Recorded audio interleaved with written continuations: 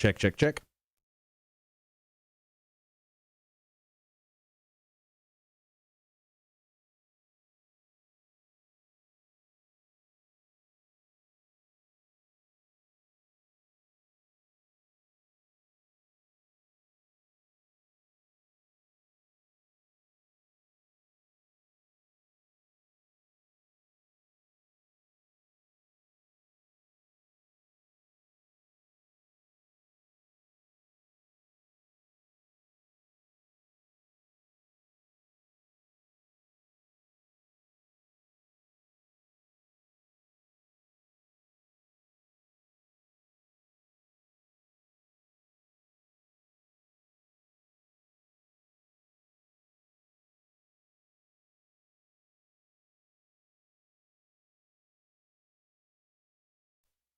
Good morning. Let's do this. It is the Cotter and Marshall Show. As always, hop on that stream, Facebook, YouTube, and Twitch. Hang out with the Horde. Watch the show each and every morning. While you're there hanging out, like, follow, and subscribe. You can always listen to the show. Just download that app for free. Get us on your in-home smart speaker. Check us out at rock1061.com. Marshall, good morning. Good morning, America.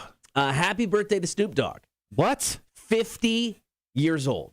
Just 50? Just 50. I thought he'd be a lot older. How much weed do you think Snoop Dogg will smoke in honor of his 50th birthday? I don't know how much the equivalent of all is, but I'm pretty sure that, I mean, on a per year basis, how many pounds of weed do you think the Snoop D-O-double-G smokes, Cotter? I mean, base it upon his entire life. 50 years old, I'm guessing he started smoking weed like any other good red-blooded American at around 11, maybe 10. I mean, how many pounds per year do you think Snoop Dogg smokes? I wouldn't even know where to start. I mean, he's got to be above average, right, when it comes to the amount of weed. And I believe he has a lyric that says smoke weed every day. I think that's his. I think he lives by that. So, yeah, if he smokes weed every day, an ounce maybe a day? That's a lot of math. It's too much. Let's just say he smokes the equivalent of like half a pound of weed every day. That's a lot of weed. Sounds like a lot of. Oh my God. It sounds like a lot of weed. It sounds like a lot of weed, but is it? Is it? I mean, you're the drug guy. I mean, you would know maybe more than me. Maybe. That's why I asked you the question. I don't know. I wouldn't even know where to begin. Mm-hmm. All right, coming up on the show today, going to be joined by Mac from Bob 1069, top of the 9 o'clock hour for Chicks on Dudes. Maybe you got a chance to be an extra in a Marvel movie. Get to that. Hefe's picking tunes. You got Jack White. And we haven't played Dad Vibes from Limp Bizkit yet. That's the other choice. We haven't? No. I feel like we have. We haven't played it yet. All right, damn. We talked about it. Call, comment, and text today. What is the dumbest, speaking of being high, a high, drunk, or buzz purchase you have ever made? You can hit us up, 800-394-1061. If you missed Torture Tuesday yesterday, it was one of the all-time classics. You think so? I think so. It was great. We got some audio from that. Yeah, by the way, how you feeling? I was going to say, my fingers are fine except for that very first one that got me on the middle finger. Right there? It's very tender. So we're going to replay some audio from that coming up toward the end of this hour. And, of course, we will kick off the show with About Last Night. And I guess we got a theme going today when it comes to being high. Great story about Allen Iverson. New Zealand officially fired its official wizard. Crazy. Don't like that. And we'll kick off the show with a story about Coach O at LSU. That's coming up next. There's Daughtry and Heavy is the Crown. Cotter and Marshall Show. Rock 1061. All right, let's do some Snoop Dogg math right here, Cotter. Okay. So when can we agree that Snoop Dogg started smoking weed? When do you think is an appropriate age 13? for a man? 13? I think 13. Okay, so he's 50 today. Yes. So you're saying 37 years. Yes. Okay. So if he smoked, at my thought, half a pound of marijuana a day. Okay, that's a lot of So if you do a half pound of marijuana a day times 365 days, because once again, smoke weed every day, it would be 182.5 pounds, right? Because you take 365 and then you times it by 0.5. Right. So that's 182.5 times 37 years. Snoop Dogg, to our approximation, has smoked 6,752 pounds of weed. Pretty good. Pretty good. So much weed. That is a lot of weed. So much. Yeah. I mean, does that fill up has he smoked like a semi full of of marijuana? I don't know. I mean, I would say he's probably bought a semi full of marijuana. I'm sure he just seems like a guy that'd be like, let's share, man. I'm all about it. How many pounds can a semi carry? Up to 20,000. Okay, so he smoked the approximation of like a quarter of a semi load of marijuana in his life. This is good, man. We did math early this morning. Where's Greg when you need him? Come on. Greg's our math guy. You know it's going to be a good show today for breaking out math like that. Jesus Christ.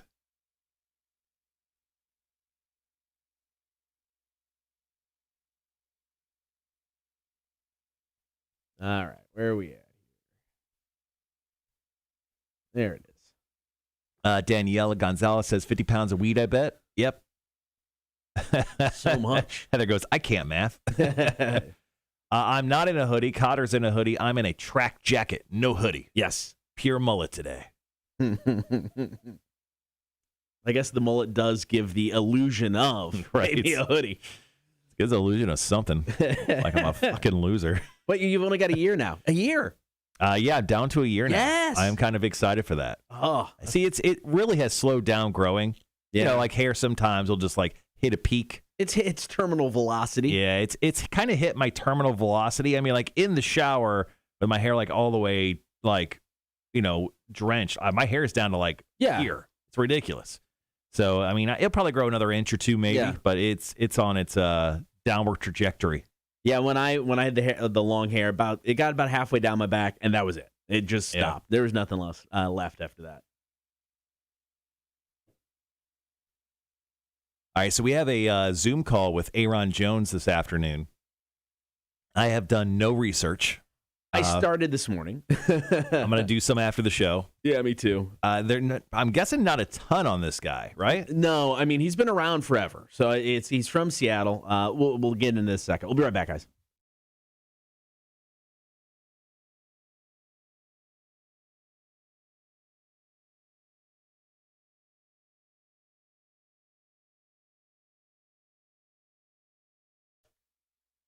So Coach O may not be at LSU next year, but thankfully, the dude has enough money to buy a double meat cheeseburger from Sonic. That's all that matters in life. Got that story up next. Story number one about last night. Now, it was just under 2 years, 21 months ago. LSU won the national championship, went down in 2019. Following year, subpar, 5-5. Yeah, not great. This year, not good. 4-3 unranked. Yeah. How quickly they have fallen. How the tables have turned. This is ugly. It's been a kind of an ugly post-national championship for Coach O. I mean, he didn't have a quarterback to really replace Joe Burrow, who's obviously with the Cincinnati Bengals now. So it's been a rough go. He's gone through a divorce. Yeah. He's looking for the ladies. We've talked about this in previous About Last Night segments. But this man, he just gives no Fs. No, he doesn't. It was announced on Sunday that the LSU and Coach O have kind of worked out a deal that after this season, he is out as the head coach. And because the deal is they've come up that he's being removed without cause. So that means the 4 years left on his contract, dude's getting paid out for the next 4 years and will not be coaching. It's pretty awesome. $4.2 million each year over the next 4. He's living his best life at this point. I mean, this is like, and he's 62, so like he's essentially retired. Like he no longer has to work if he doesn't want to. Now he talked about a few things in a press conference recently. Actually, let's throw that on. And do you plan on coaching next year? No. Was that? I want to take a little time off. You know, I'm 60 years old. I've coached for 37 years.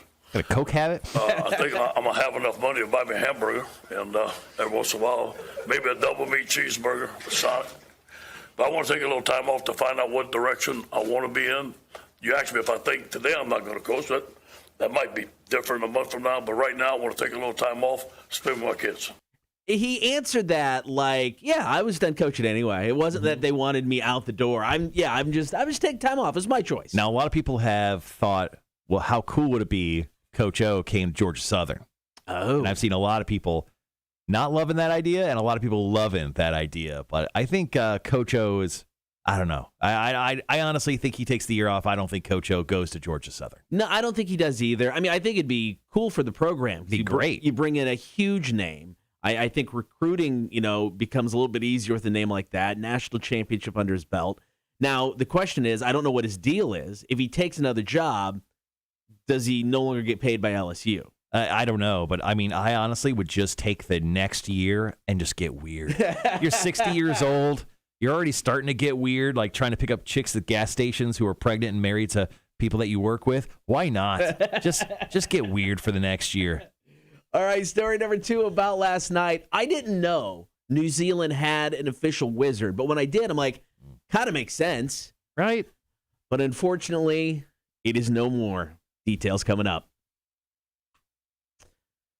All right, so Aaron Jones, that's where we're at prior to that. Dude's been around forever, from Seattle. He has been a musician playing for like 10 years. He has released a couple albums. Now, according to his Wikipedia page, which is always sketchy, he was discovered by Sir Mix-a-Lot. And I kind of want to ask about that, see if that's legit. And supposedly the first album he did was produced by Sir Mix-a-Lot. So this latest album is the 3rd album, but it's kind of like the major label debut. Mm-hmm. So, no, I mean, there's not a whole lot on him. I watched bits of some interviews. Seems like an uber nice guy, so it should be a fun interview. So I actually had an opportunity, or sister station of ours here in Savannah had an opportunity to interview Sir Mix-a-Lot. Well, I got Sir Mix-a-Lot's phone number. Oh, I forgot about that. I still have it. Oh. I've called it multiple times since. He's never answered, mostly while drunk.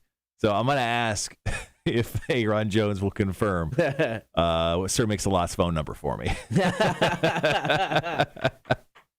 He probably won't. Danielle says, I would love to get paid for 4 years to not work, right? That's just it. I mean, a lot of times you get, I don't know if it's not technically a severance package because it was, his deal. But a lot of times still, if you reach an agreement like this to where they're going to pay you, but you're not going to work, if you take another gig, that goes away. So it's like, I mean, he's not coming to Georgia Southern for $4.2 million a year. No. So Georgia Southern was paying their last coach like less than $1 million. Yeah. So, I mean, unless you just Jonesing and you got to coach, I'm good for 4 years. Yeah, I think he'll take probably a year or two off. I mean, if you take any more, you have the opportunity to kind of get forgotten. That's true. That's a good point. So, I mean, he'll take maybe 1 year off, but he's going to go to like a top school. Like USC is looking for a coach, and they've got apparently an upward trajectory of a program. Maybe it's not USC. It's one of those California schools, but I don't know. I think he could definitely go out there. And he has a lot of history out in California, too, because he coached out there for quite some time with UCLA, I think. Danielle, I saw Sir Mix-a-Lot in concert. Very enjoyable. Where'd you see him at? Was it his swing through Savannah, or was it someplace else? I bet he'd be fun. I mean, he's got a few other songs besides, Baby Got Back. I think he did like a club hit in Savannah a couple years ago. Didn't he do Stage on Bay? Is that what he did? I thought he did. Maybe he did. Yeah, he did Stage on Bay. Because G100, our sister station, did a. Sorry, just doing this right here. Did a interview with him. That's why I got his phone number. And he was playing there. I remember that. Yeah, Danielle said, in Savannah, not many showed up. It was Stage on Bay, I think. Savannah has proved time and time again that no one shows up. Yeah, man. I don't know. It's weird.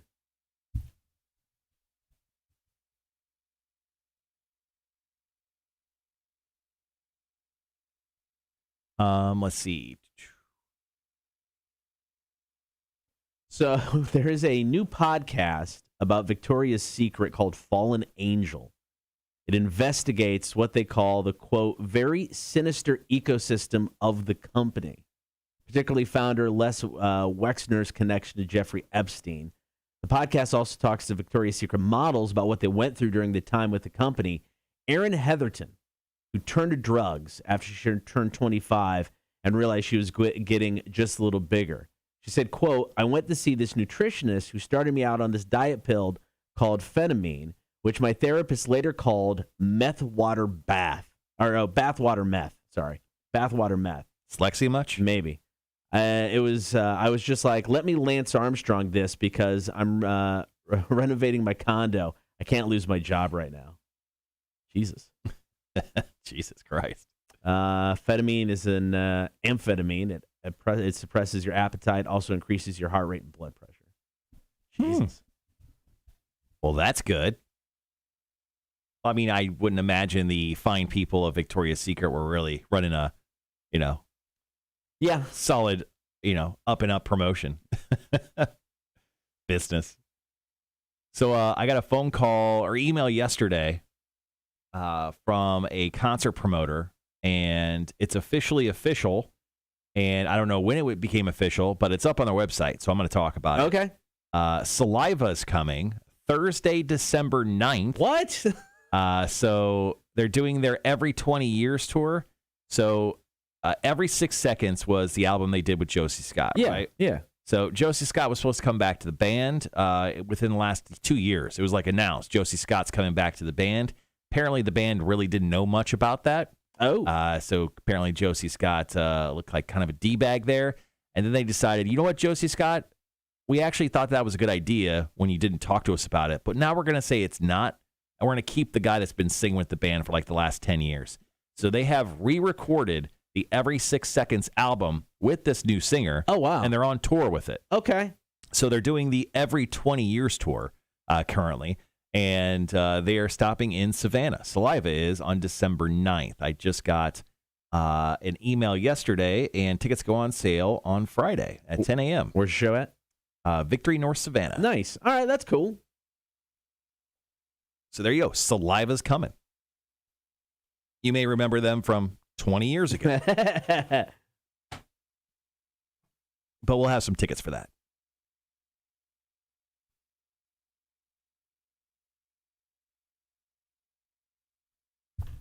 Taco Bell handing out free toasted breakfast burritos tomorrow between 7 and 11 a.m. at Taco Bell nationwide.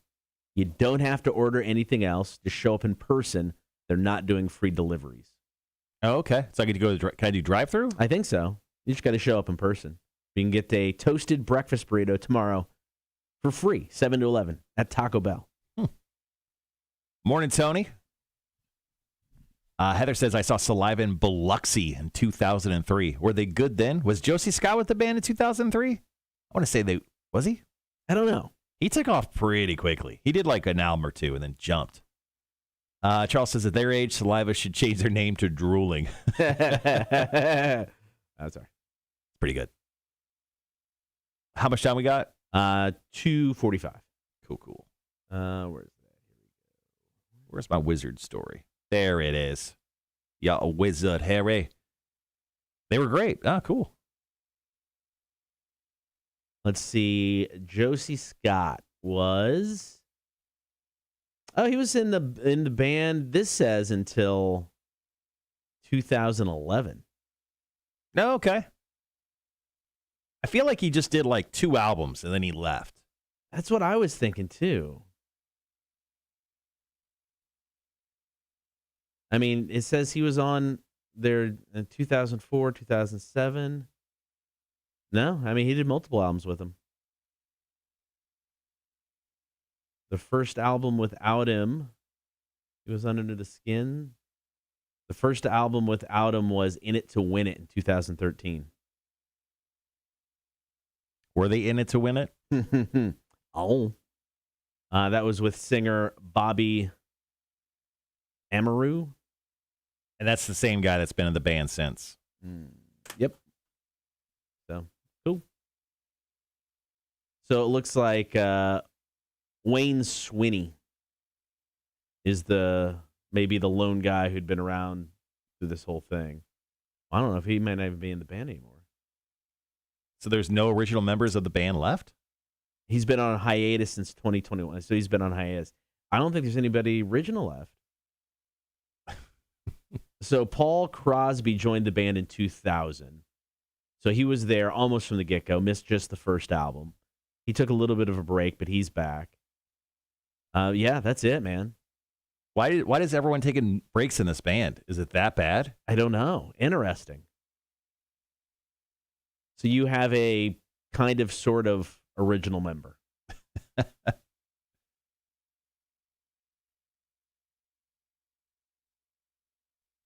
So, I mean, it's like it's name only at this point in time. Well, I mean, it's Saliva. It's a cover band. I guess it really doesn't matter at this point, right? Yeah. You're Saliva. You're not the Foo Fighters, man. All right, guys, we'll be right back.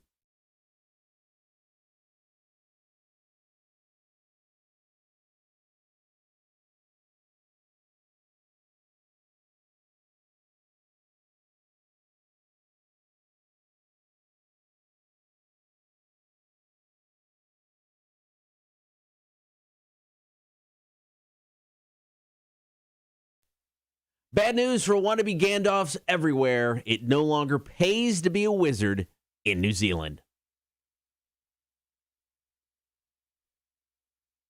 Story number 2 about last night. For 23 years, the wizard, born in Brackenbury Channel, has been the official wizard of New Zealand. Now, I love how the Prime Minister of New Zealand in 1990 gave him this title, but it's the city of Christchurch, New Zealand, that has been paying this man $16,000 a year to be their wizard. Yeah, he just shows up for like personal appearances. Essentially, he's like a clown. He's like the court jester. He just goes out, he goes to the local museums, he high fives little kids and stuff, and it's kind of what he does. And, you know, making an extra $16,000 a year off a gig like that just for throwing on a fake beard and a hat.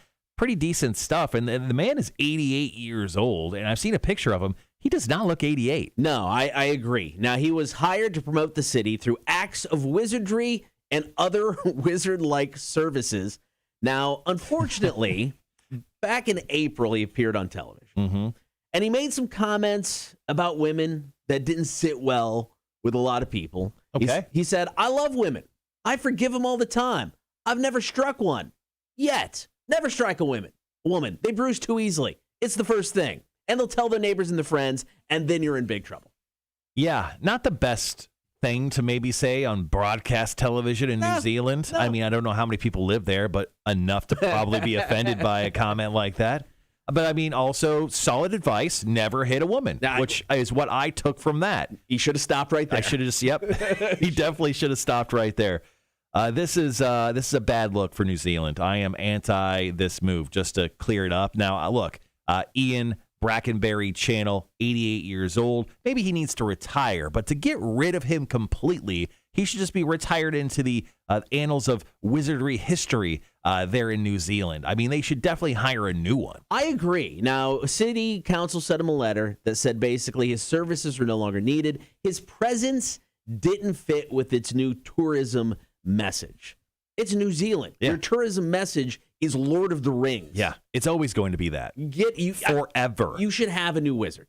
Yeah, definitely. I mean, he's 88. You should have had a backup wizard 20 years ago. Yeah, what's the real life Gandalf doing?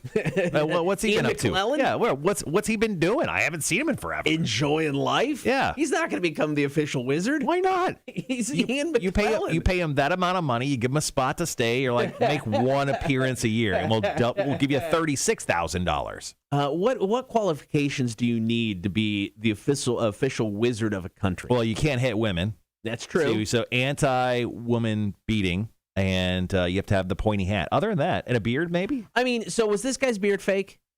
It was very suspect in the pictures I saw. I'm disappointed in this. If you're going to be the official wizard of a country, you should grow an actual beard. I think that should be in the bylaws. That's a requirement. If you do that, if you don't do that, you're out. It should be in the wizarding bylaws. I agree. All right, coming up next, story number 3, we've got to talk Allen Iverson. Recently told a story about how he got really, really high. There's Pearl Jam and Daughter, Cotter and Marshall Show, Rock 106.1. He didn't just get like really, really high. He got so high he quit getting high. That's true. Andrew goes, get a real wizard, though. At this point, a wizard is like Elon Musk, right? Like you just go for the smartest guy. That's true. Morning, Wanda. How are we? What up? All right, guys. Leading into our final story of about last night, we'll do a little quick Torture Tuesday replay from yesterday. as I took on the Mystery Box Mousetrap Edition. And then we'll get into our call-in segment, our question of the day. What is the dumbest drunk, high, buzzed purchase you've ever made? Got a great story for us. Feel free to chime in via the phone line, 1-800-394-1061.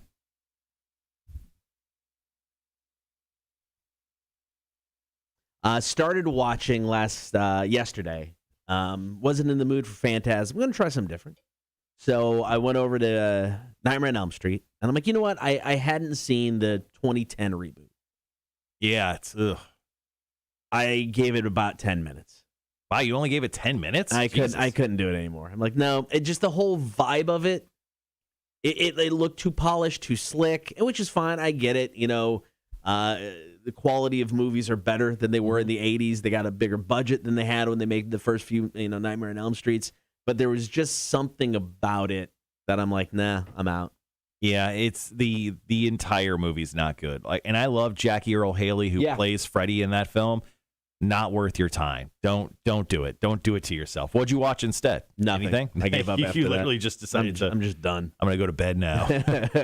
I'm tired. But yeah, it was just bad. Yeah. Really bad. Charles says this cancel culture, there needs to be an age limit on old people. They just don't know what they're saying most of the time. I agree. And honestly, like this guy, I mean, wily old dudes are going to say crazy stuff like that. Like, that's not even bad. I consider him saying, don't hit women, not even bad. Although I think he was joking about possibly hitting women. Once again, I don't know. Let that old wizard be a wizard, okay? They did thank him and said he will be part of the Christchurch culture. Always be part of it. Apparently, he has, in the article, we didn't mention it, but he has a museum, I don't want to say display. What's the correct word for it? He has like an ongoing exhibition about him. He has an exhibition done about him in a local museum. All right, guys, be right back.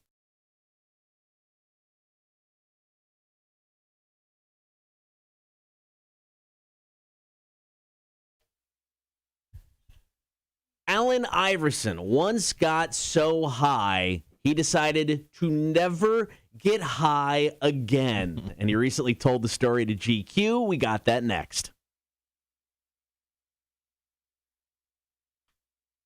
Former NBA All-Star Allen Iverson no longer smokes weed. However, he is an ambassador for Al Harrington's cannabis business, Viola. He recently did an interview with GQ. He said, if MFer gave me $1 billion right now and said they just need me to hit this blunt, I would not do it. I swear to God on my life, kill me dead if I'm lying. That scared the F out of me. This dude was so high. I mean, the story is crazy. I mean, the story kicks off with him at an Applebee's and winds up with him being face down in a ditch. I mean, it's one of those stories that you're like, wow, you got too high. Yeah, he was hanging out with somebody he referred to as a top MFing smoker, a buddy of his.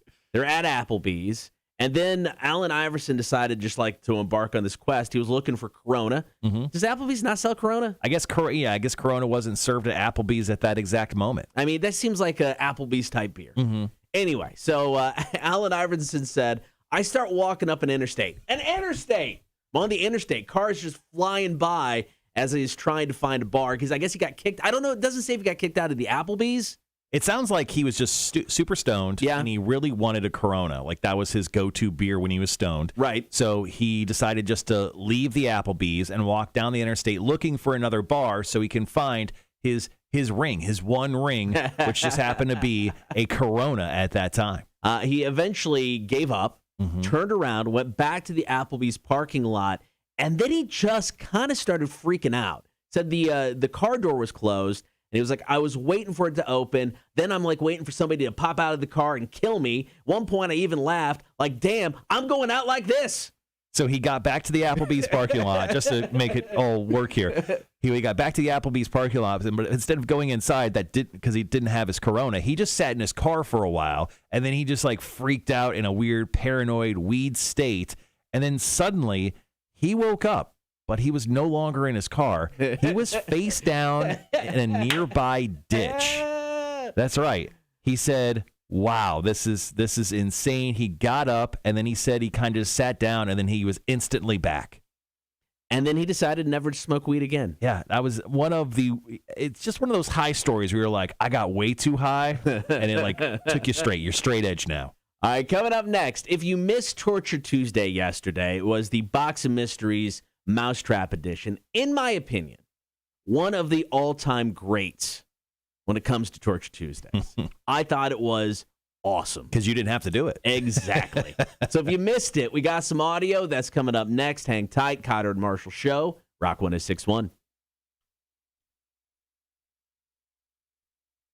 Let's see. Juana's husband is determined on finding something in Richmond Hill without an HOA. Okay. Yeah, I'm not a fan of the HOAs. Good luck. Good luck with that. Got some Aaron Jones, guy we're going to talk to after the show today, coming up next. If you haven't heard his stuff, it's great. Supercharged is actually the third single already off the new record. In my opinion, the best one he's released so far. It's really good stuff.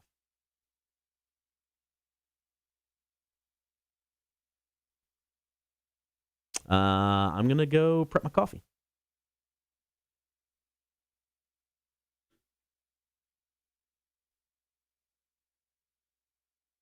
Stream's cutting in and out. Might be on my end. I think it's just on your end, Dave.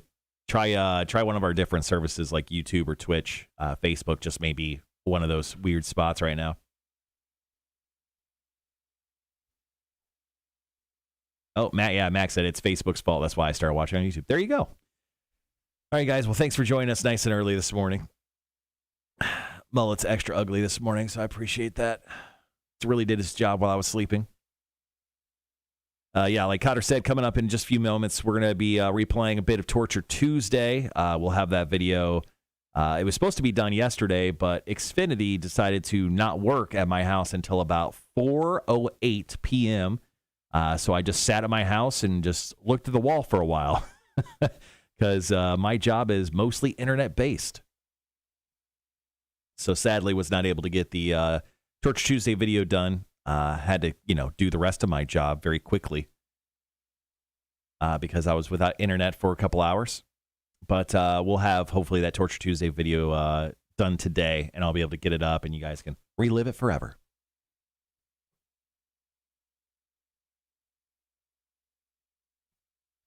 How's your fingers, Marshall? Fingers are good.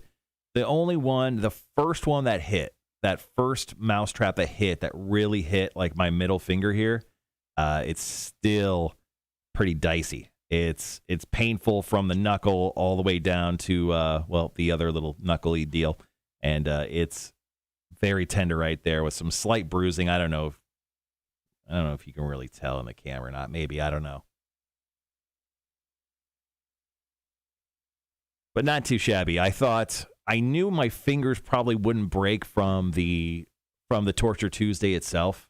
I was hoping, obviously. Right? I mean, I was prepared for them to break, though. Like, I was anticipating. I looked up just to see where, like, the quickest, like, place you can get splints for your fingers and stuff yesterday. But, no, they're fine. They're fine. Just that first one was the worst. It really hit the hardest somehow. I don't know why. Yeah. But it just hit right at that good point where it stung a little bit.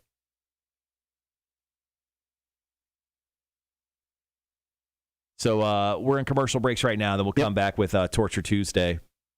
So I did it again yesterday, Cotter. What was this? I have hooked up another member of the Horde with a PlayStation 5. Oh, wow. You're like Santa Claus over there. So I have purchased, I think at this point, like 5 PlayStation 5s for friends and family. So I bought one, I sold one, right, and then I got one for my, let's just say, father-in-law's son. Yeah. And then I also got one for Horde member Rhett. Yep. He's the guy that has like the Clemson logo.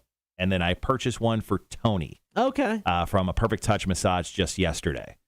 So had the small window. I got a message yesterday at about 11 o'clock while Tony and I were talking in the hallway because she comes over and she trick-or-treats the reverse style of everything. She comes to us with candy. And I said, hey, I just got this PlayStation 5 notification. She goes, my son wants one. I'm like, cool. I'll buy it for him if you want. And you could just throw me the money. She's like, absolutely. So it's good for me because I get points. Oh, yeah. Not only for my GameStop account, but for my credit card. And then on top of that, her son obviously gets the PlayStation 5, which he's been looking for forever. So, or for whoever, for your husband, maybe. I don't know. But either way, was able to get that for, and I think it comes early next week. So There you go. I have purchased 5 PlayStation 5s. If you're wondering why can't I get one, it's because I'm buying all of them. So my bad, everyone. Blame Marshall.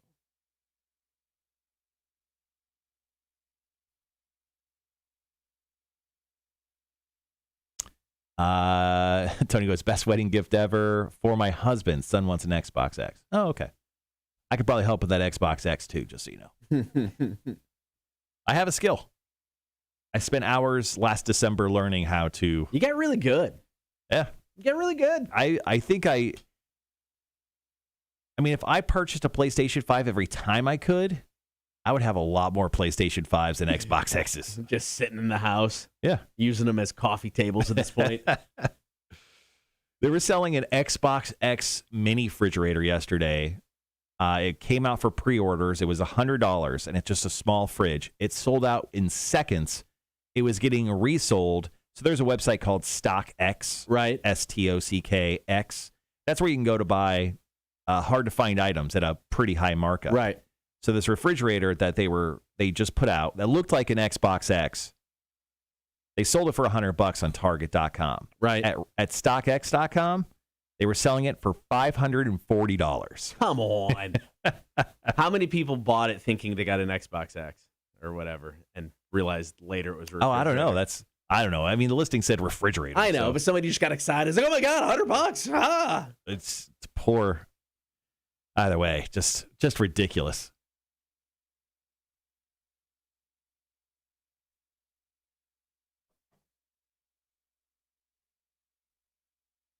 So today's Wednesday, so that means we have our managers meeting today at 10 o'clock. Do we have a managers meeting?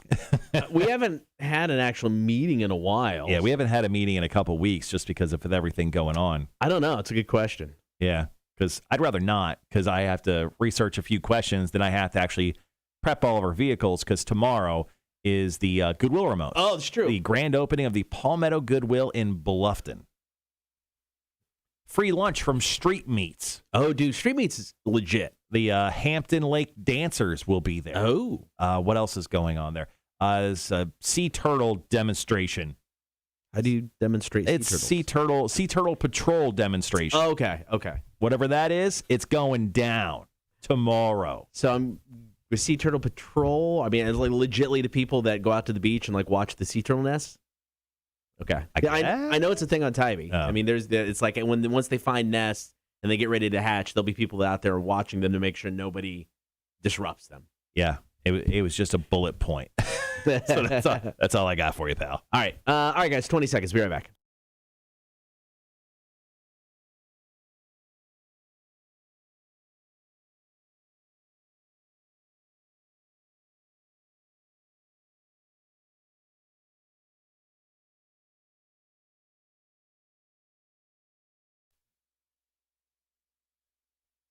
As Aaron Jones, you can catch him live this Saturday at District Live downtown. We'll have him on the show tomorrow. Pretty excited about that. Can't wait for that. All right, if you missed Torture Tuesday yesterday, it was a classic. We got some audio coming up.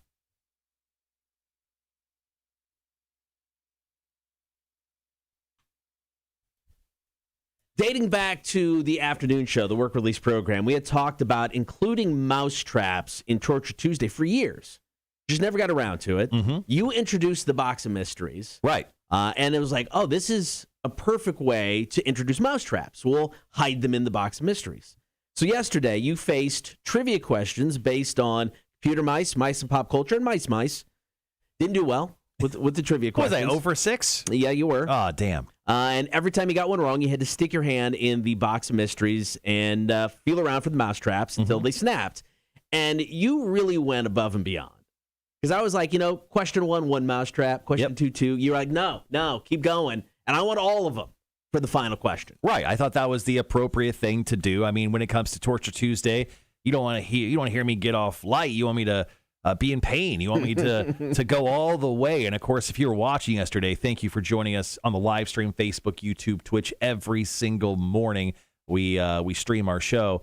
I got off light the first couple. Yeah, you did. I was really trying to jam my hand in there. I guess I was just moving too fast for I was quicker than a mousetrap. Maybe I put that on a resume. There you go. But I only came off with a few emotional scars, Cotter. And then one really got me really good on my middle finger, which I'm still feeling today. But I don't think I broke anything. That's good. Yeah. That's a plus. All right, so we got audio. This is from the final one. So this is when we had 15 mousetraps in the box of mysteries. You reaching in for Torture Tuesday. Here we go. All right. And I'm too much of a giant wuss to look, so I'm going to close my eyes. I don't blame you. And Cotter, if I miss any, 15. please just 15. Please.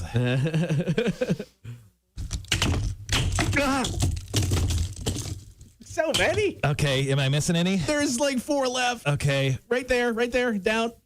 Nope. Either right or left. Either way. Oh, you okay? You okay? I hit my tip. It hit just the tip, Cotter. You've got 2 to the right. Merlin's beard. 2 to the right. Is it shaking? Oh, my Lord. Right there, down. Oh, that one hit. Oh, no. That one hit. So there are some that are undone. Okay, move it. Go ahead and move Wait, move it? Yeah, just move them to where they need to be. Where am I going? Down. Oh, that one flew off. All right, there's like 2 still in the box. Okay. There's like 2 or 3 All right. still in the I'm box. going to allow you to readjust so I can just make sure they're good and in the position they need to be. Straight down. Okay. Down now? Down. Oh, that was right on the... Oh, man. Oh, no. Merlin's beard. Oh, no. All right. Last one. Where's the last one? One more. All right. Down. Down right now. There you go. Okay. That was fun, guys. I'm glad we had a good time with Torture Tuesday. How's my thumb? Dude, one of the all-time great Torture Tuesdays. It stung a little bit. Yeah. Just the tip right there. Merlin's beard. I mean, we should put that on a T-shirt. If you missed it yesterday, you want to check out the video, you can go to our YouTube channel. You can see all of it there like you can. Every past Torture Tuesday, all the shows, all the videos there. Coming up after 7 o'clock, call, comment, and text 800-394-1061. What is the dumbest drunk, high, or buzz purchase you've ever made? 800-394-1061. Got your stories after 7. Cotter and Marshall, Rock 1061. So I didn't get the video done for Torture Tuesday yesterday. I mean, you can still go back and watch the full show. It's obviously there for you. But yesterday, my internet came back, which down yesterday. Yeah. Xfinity brought it back at 4:08 p.m. Ooh. So at 3 o'clock, I just decided I'm going to go to the radio station and do my show notes because at that point, they did not have a return time, like when service was going to be returned. So I'm going to go do my show notes at 3 o'clock. So I'm like, before I leave, and I literally was sitting in the car in my driveway, I look at my phone, it says 4:08 p.m. I'm like, fine, I'll wait an hour so I don't have to drive back and forth. Yeah. Station's about 20 minutes away from my house. So it makes more sense to just wait at my house for an hour. So at 3:57, I decide to look at my phone again. It has moved from 4:08 p.m. to 7:30. What? And I was like, I have to go. And then I'm like, wait a minute. Is this an Xfinity trick? So I waited. I'm like, I'm going to wait till the 4:08 originally to see if it comes back. Maybe that's just wrong. It was wrong. It came back like 5 minutes later. So I'm super happy I stayed my place. Yeah.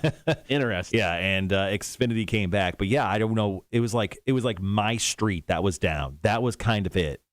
So, and that sucks because I use the internet primarily for my work services, like on the second half of the day. Right. Like everything is internet based. from voice tracking to show prepping to even the video stuff, because I throw all our videos in the cloud and I have to download them, then I edit them after that. So I wasn't even able to do that yesterday. I'm going to go grab my coffee. I'll be right back. And yes, Mac, Merlin's beard was my safe word apparently yesterday.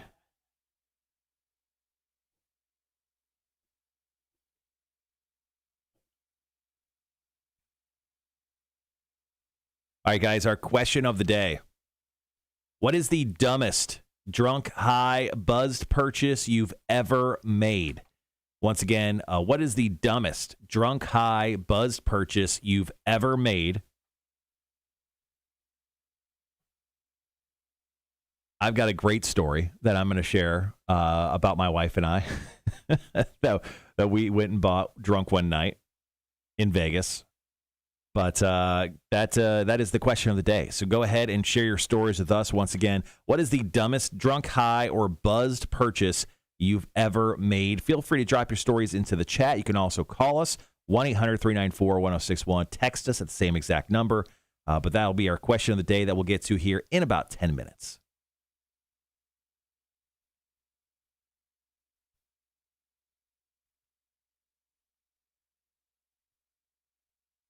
So I got a lot of work to do today with setting up for a lot of our sister stations. They have a big grand opening celebration over at Goodwill, a brand new Goodwill in Bluffton tomorrow.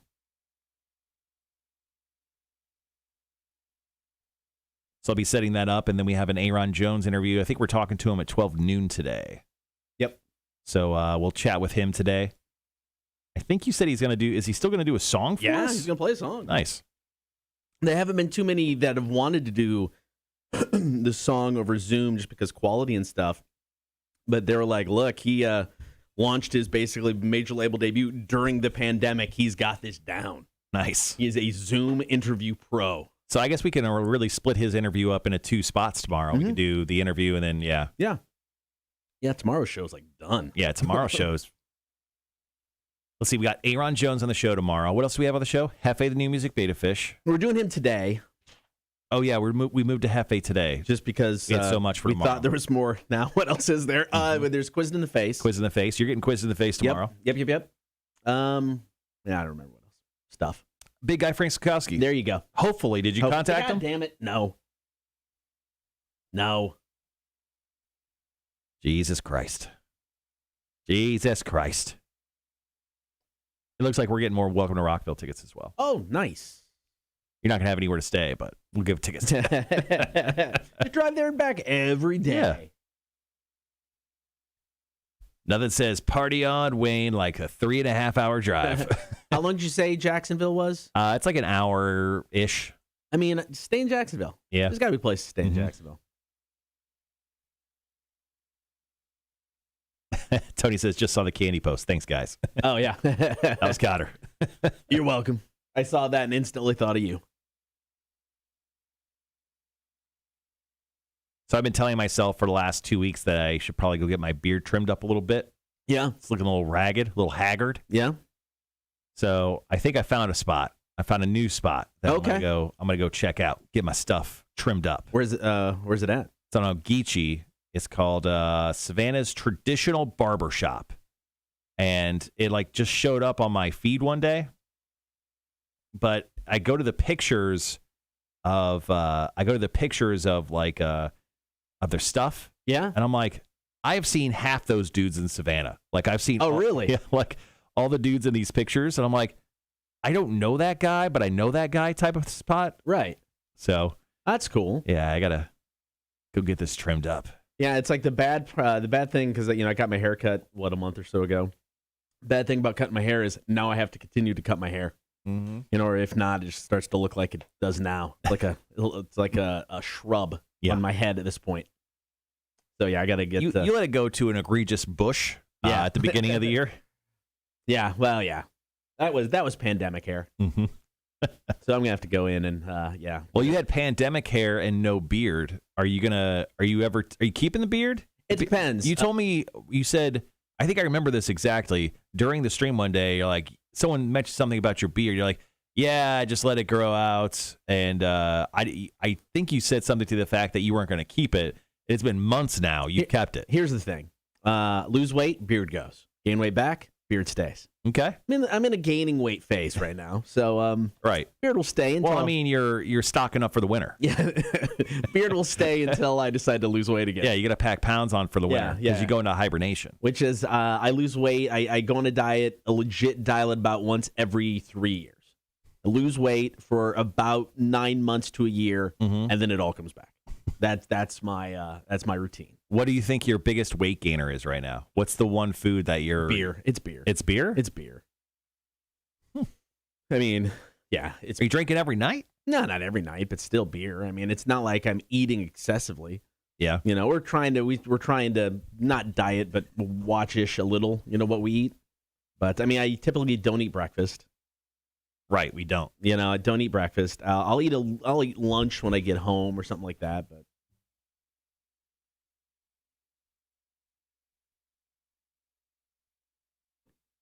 All right, guys, our question of the day. What is the dumbest drunk high / buzzed purchase you've ever made? I have an epic story that I'll tell. You want to go first then? It's probably better than mine. Yeah, that's fine. Yeah. The night started out at the Loose Caboose. What's the Loose Caboose? Sounds like a really bad strip club. Let me see if it's even still open. It sounds like a strip club where their A-level talent is most people's D-level talent. No. Let's see.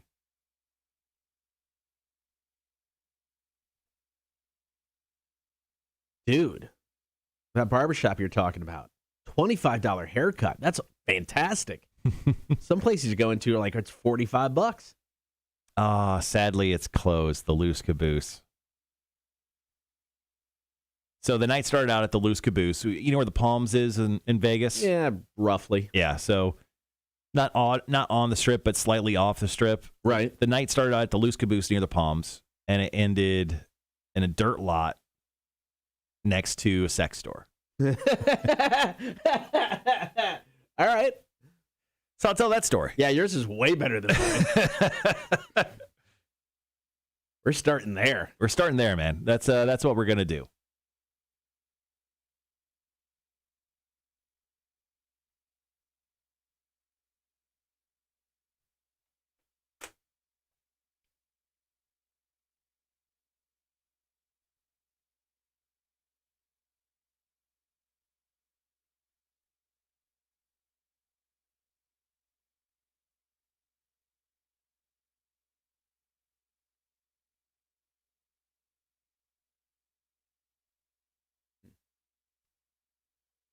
All right. We still have about we got about 5 minutes.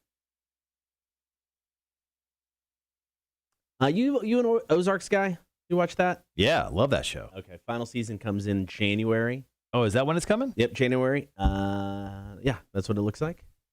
We started watching it, and I don't know. It was awesome. Watched the first few episodes, like, oh, crap, this is great, and just never followed up.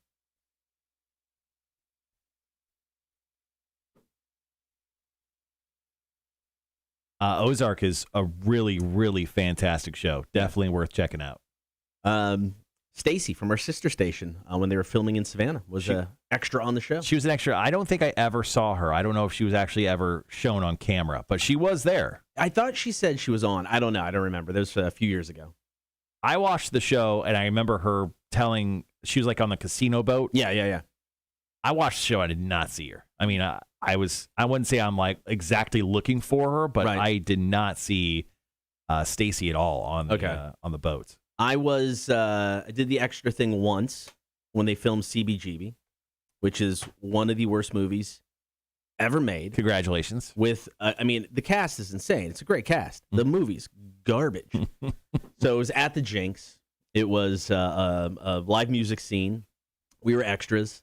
And I was trying to get as close as I could to the stage, as middle as I could, because I was like, I at least want the back of my head, something. Never worked out because they shifted everything over to the side. So I got pushed all the way, if you're facing the stage, all the way over to the left of the Jinx. And you're in the farthest corner. the farthest corner. Right. And then when I went and watched it when it hit streaming, and the scene, and we were there for hours. Mm-hmm. The scene lasted all of 15 seconds. It was like a montage of live music scenes, and the back of my head did not make it. But I got paid $75 something, $100. I don't know. Good morning, Rhett. All right, guys, our question of the day, we're 3 minutes away. What is the dumbest drunk high buzz purchase you've ever made? Feel free to drop in your stories or call us up 1-800-394-1061 right now. And we'll get to those here in about 3 minutes. You can also text us via the same number, 1-800-394-1061. Speaking of, I need to chime into Zip Whip real quick. I don't think there was anything yet. Nope. And we'll get a few here. Yeah.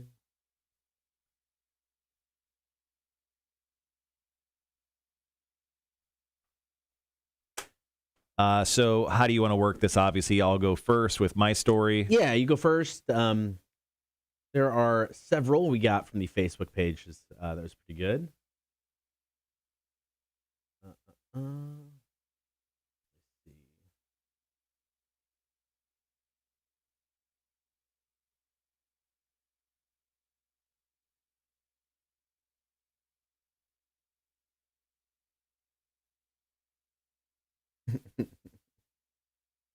Yeah, there's several here. I like Shane Ward's. Yeah, Shane's is good. I like Stacy's. Marsha's pretty good. Let's see.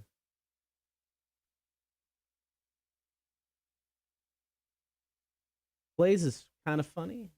TV. Jeremy's. Got some random stuff. I like that. All right, we got about 1:45. So do yours. Did we get any on the stream? Not yet, no. Okay. All right, guys, once again, question of the day. What's the dumbest drunk, high, buzzed purchase you've ever made? If you got a great story, feel free to drop it into the chat.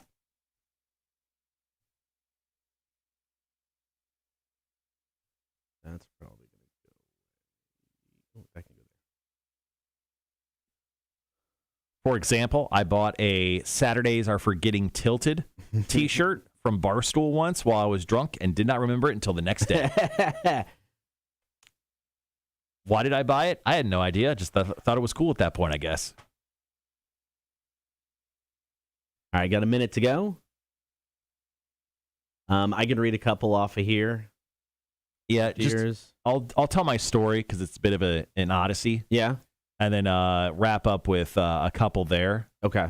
And then go to break, and we'll see what we got from there. We'll figure it out from there. Sounds good.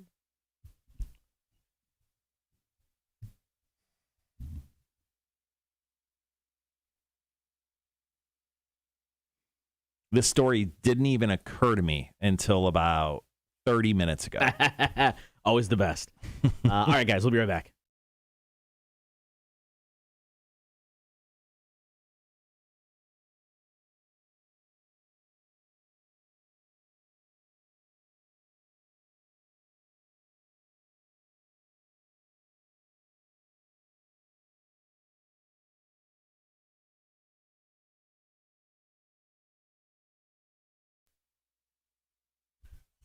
What is the dumbest drunk, high, or buzz purchase you have ever made? Hit us up with your story. Call, comment, and text 800-394-1061.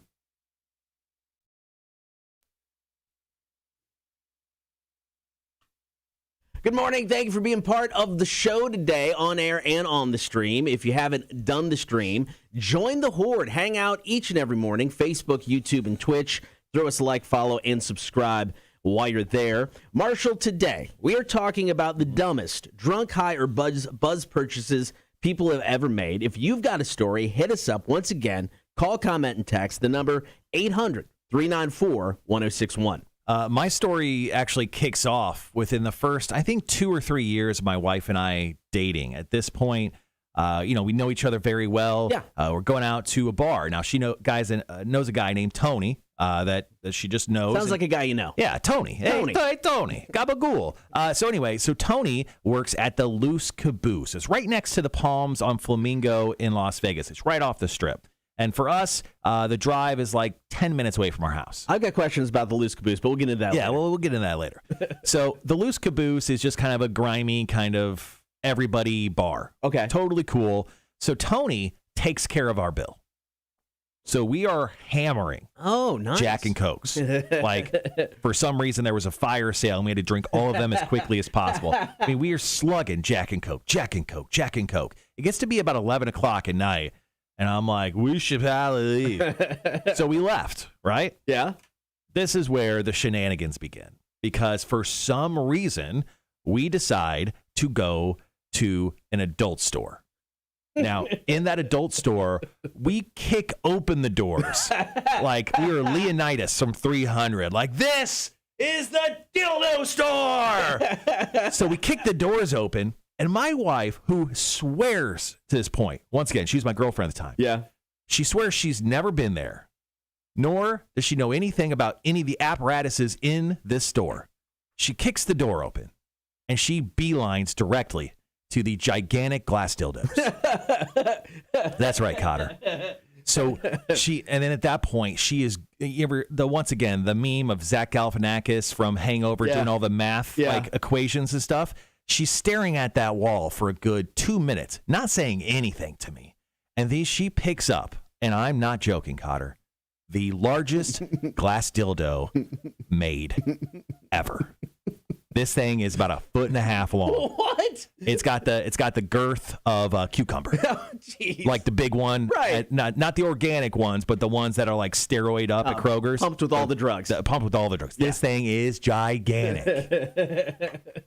Cost $120 American. No.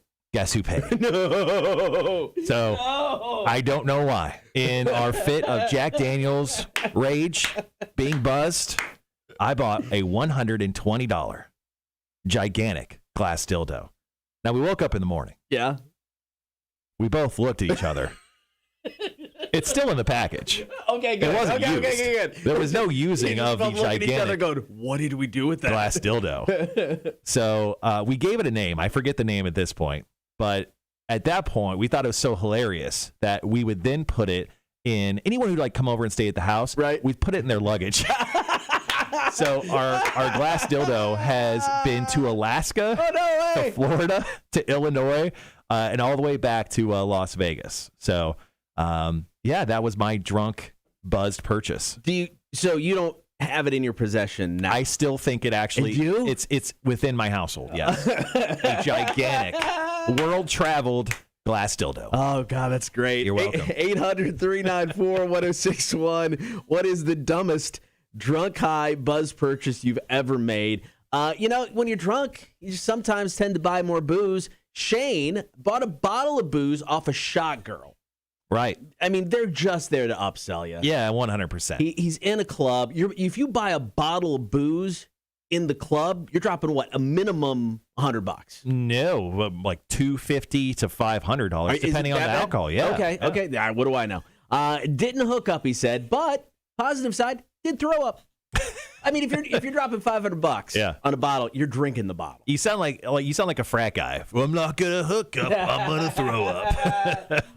Marsha also hit us up and said, liquor store run on the way home from partying on a recent paid-off credit card. Drunk me demands top shelf. Hey, you know what? Sometimes that happens. I had the same thing happen to me where I got home one day and I was like, did I need to buy this $80 bottle of Mezcal tequila? Nope, but you're welcome.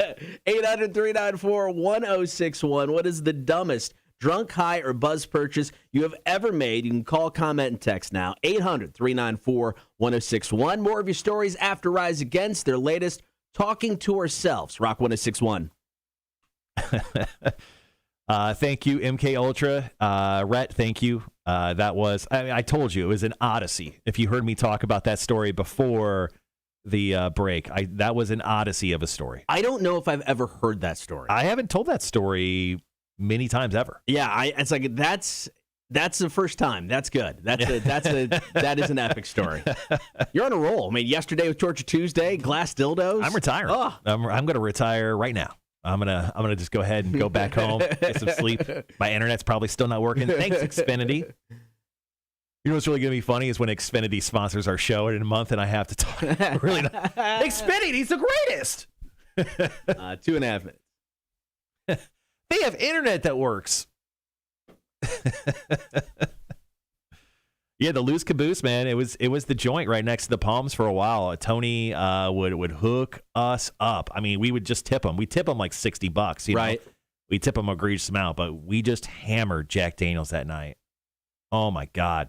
And then like there was a back way home to get to our house because we were stupid and young and drinking and maybe driving.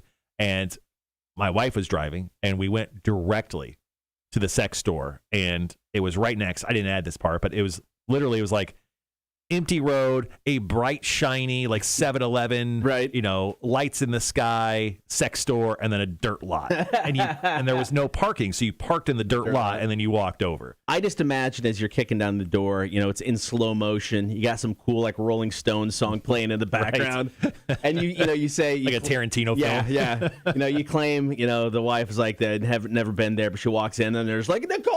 Ah!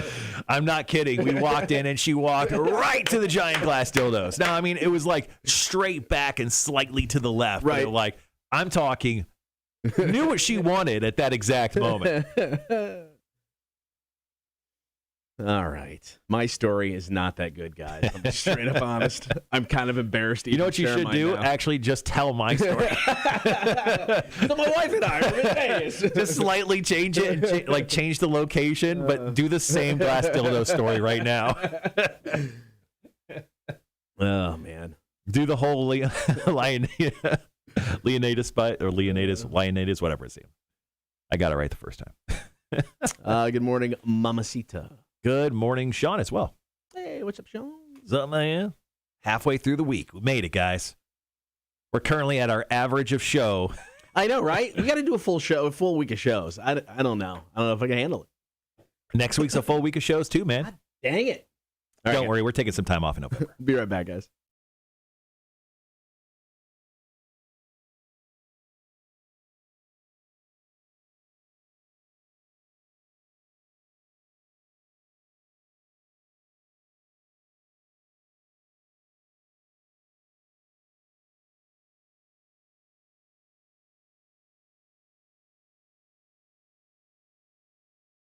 (800-394-1061). What is the dumbest drunk, high, or buzz purchase you have ever made? Hit us up with your stories now.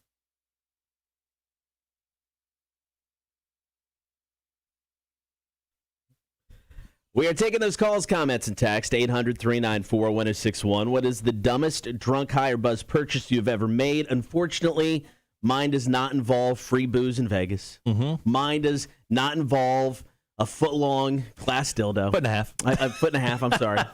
I wish it did. Yep.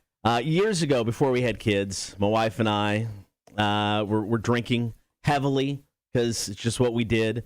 We were both way heavier at the time. Mm-hmm. We were girthy. And so we're at the I think we're in a townhouse at the time. We're drinking, and we turn on QVC. Mm-hmm. So QVC comes on, and they are selling what at the time, being drunk, looked like the best piece of exercise equipment ever. Ooh, okay. It was like a glider. You know, so you do the cross country skiing exercise. Yeah. But it's you're like lifted up off the ground and you glide with it. Oh man, it's gliding. You're like flying in the air. It's like you're doing almost nothing. So as we're both, just slugging beers, getting drunk, getting fatter, looked at each other and were like, we need this now in our lives. Oh my gosh. And we have no money. This is, we were newlyweds, before kids, neither of us making, good money at all. Things like $600. So we're like, we can afford this. We could totally buy this. And we're going to use it. Oh, we're going to use it every day. Yeah. So we bought it, called up QVC. It came 2 weeks later. It sat in the box for about 3 more weeks. We finally put it together. It sat there in the living room for about 3 more weeks. Oh, no. I think we used it all of once or twice. Oh, man. Because at that point in time, we're like, I'm young and fat, and I'm fine with it. I don't need to lose weight. I made that purchase drunk. Mm-hmm. I knew at the time it was bad, but we did it anyway. I think we finally gave it to my dad. We're sitting in his house for about 3 months, going unused too. So you didn't even sell it? No, just gave it to my dad. But $600 at a time when we did not have $600. Yeah. But at that time, being drunk, that glider looked awesome. And it probably took you 3 years to pay it off.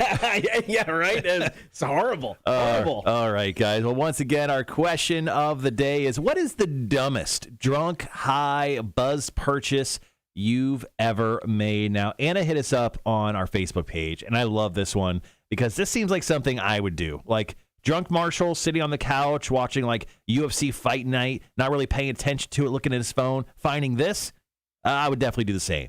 She said, I bought a 10,000-piece Baby Yoda diamond painting kit. I did give it a try before getting annoyed and giving up. But a 10,000-piece Baby Yoda diamond painting kit. So, purchased it drunk, actually got it. Do you think got drunk again before trying to paint? I mean, it's the only way you should do it, right? I know we're kind of categorizing these as things we've done drunk, but I think that's a high purchase. I don't think you buy Baby Yoda stuff. That's a good call. Drunk. That's a good call. Yeah, you're too amped up to buy anything Baby Yoda. You have to be like really stoned to do that. Jeremy hit us up on Facebook. I love this. Two-handed crossbow. What? It was like $350. That's sick. Ended up shooting a hole through my wall. Best self-present ever. Yeah. Dude, because you're not going to buy a cross. If you're not a hunter, I mean, I don't know if Jeremy's a hunter or not. Crossbow's not something you're going to buy just on a typical thing. But I mean, to me, that'd be about the ultimate drunk purchase. Yeah, immediately you rationalize it, right? Yes. You're like, what if there's zombies? Immediately, Daryl from The Walking Dead has a crossbow. Right. I need a crossbow. Yes. I mean, what if there's an intruder? I know it seems illogical, but I could have it currently loaded next to my bed at all times at night. It'll be very quiet. They'll never hear it coming. They won't be able to duck, like they would out of the way of a bullet. Yeah. Totally need this crossbow. I mean, because it's a purchase you never make in sober. Mm-hmm. But it's a purchase you're not going to be mad at yourself that you made drunk. So your future self, this is an excellent future self. Like, future self will not be mad at you. As long as you could rationalize a purchase that your future self, like, future me is going to love this, totally do it every time. 800-394-1061. More of your stories coming up. What is the dumbest drunk, high, or buzz purchase you have ever made? 800-394-1061. All right, guys, go ahead and if you got any stories, feel free to share them with us. What is the dumbest drunk, high, or buzz purchase you've ever made? Sean, I feel like you got one for us. Would you rather hear Bullet with Butterfly Wings or 30 from Bad Flower? I'd rather hear 30. Let's go with that then. One of them's gots to go. And it's that. You did Clay's TV one? Or no, I have not done Clay's yet. All right, guys, go ahead and feel free to drop in your stories or give us a call, 1-800-394-1061.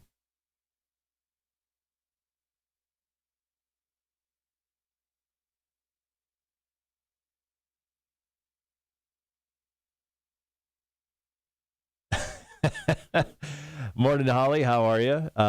Thomas's story that he dropped on Facebook is pretty great. I don't know if you read that one. Let me see. I believe it was from the Rock 1061 Facebook page.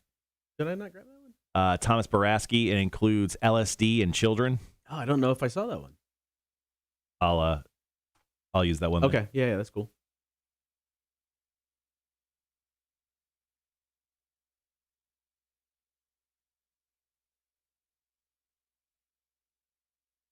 What's really funny is, so we put this question out yesterday, and Heather Harris dropped a photo of her drunk purchase. She bought like a Letterman jacket, but it's like purple and black, and it included like a weird anime girl on the back of it. I was like, wow. She goes, "This is the only thing I bought while drunk." No regrets with that, I'm guessing too. I think that's one of those purchases you learn not to like buy anything anymore while you're drunk.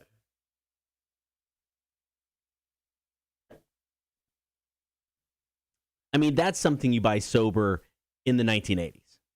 Mm-hmm. Yeah. Anytime after that, no. Like you wear that jacket on the TV show Stranger Things. 100%. What do we got to give away? White Reaper tickets. Oh, cool.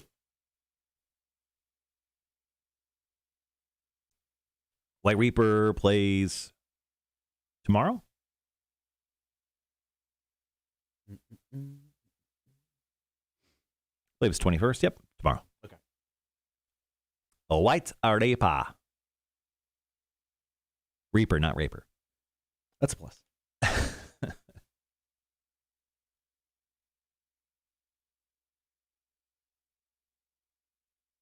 All right, guys, once again, we are going to wrap up our call-in segment, our comment segment, question of the day, here on next break, and then we'll dive right into trivia. We can take on Cotter or myself. It's like, oh, I didn't write questions this morning. Did I? Oh, yeah, I have them. Okay, good. I've got 3 games. I'm going to go with game number 2. It does have the girthiest questions, though. That's fair. 2 multiple choice in there, too.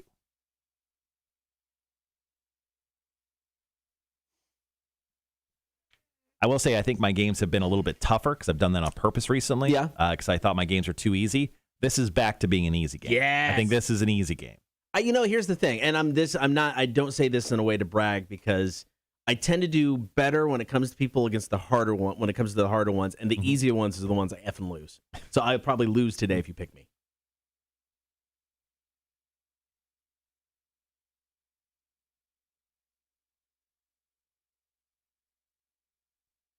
Rob, thanks for chiming in. Dumbest drunk purchase I ever made was an insane amount of virtual instruments, not realizing the prices were in U.S. dollars and not New Zealand, basically paying twice as much as you thought. Holy crap. Rob, do you live in New Zealand? Are you watching us via the Zealand? Also, we said a lot of bad things about New Zealand this morning. How do you feel about the that. wizard being fired? Yeah, is this as earth-shattering for you as it is for us? Do you have any thoughts on being the new wizard in Christchurch? Is your beard real? Yeah. It's required. How's your beard game? We haven't stalked you yet, so, I mean, we definitely will. Now, if you're wondering who we are and what we do, Rob, if you've ever seen Tenacious D, we're essentially the guys from Tenacious D where we only have one fan. His name is Lee. You know that? You know that song? No. Lee. Don't you fucking leave. Anyway, yes, New Zealand, watching you on YouTube while at work, fully bearded. Yes. Okay. So, Rob, here's the deal. You need to let that thing go. You need to definitely let the beard go. We need you to step up here. I mean, how long does it take to grow a real good beard? Usually like a year at two, least. Right? Yeah. All right. Let that shit go. All right. So we need you. And then what we'll do is we'll use our American influence to set you up as the next wizard in New Zealand, because you guys need one. Plus, dude, you get paid $16,000 for doing nothing. Showing up and doing wizarding stuff. Yeah, wizarding. Yeah, like you could do that. Ooh, your guitar, man. I see you playing a guitar, I think, in your picture there. So what you do is you insert some flowers in the what is that called? The thing of the guitar, whatever that is, and then you just do this wicked solo, and then at the end, you pop flowers at the end, or like confetti or something, and then act like that's a wizardly thing. Anyway, think about it. We'll set you up. We have influence. All right. So do you have some from the stream? Yeah. So I'm going to use on this break. I'm going to use Thomas's, and then I can also use... I could just use Larry's. What do you got? Is Larry's stream or Facebook? Facebook. Okay. Yeah. That Larry's is good just because the sheer amount of that, the amount of money that had to cost. I was going to kind of piggyback, I guess, both Jason's, since they're kind of the same thing. Oh, okay, yeah. And then there's Clay's. So Mac dropped one that I can use as well. So okay. What do you want to do? You just want to go back and forth? Yeah, that's fine. Like we've done before. Yeah. You want to end it on? What do you want to end it on? Do you have a really good one? Nothing. I can end it on Thomas's. His is wild. Okay, let's end it on Thomas. So how many are you going to do? I can just do the 2. 2, okay. Yeah.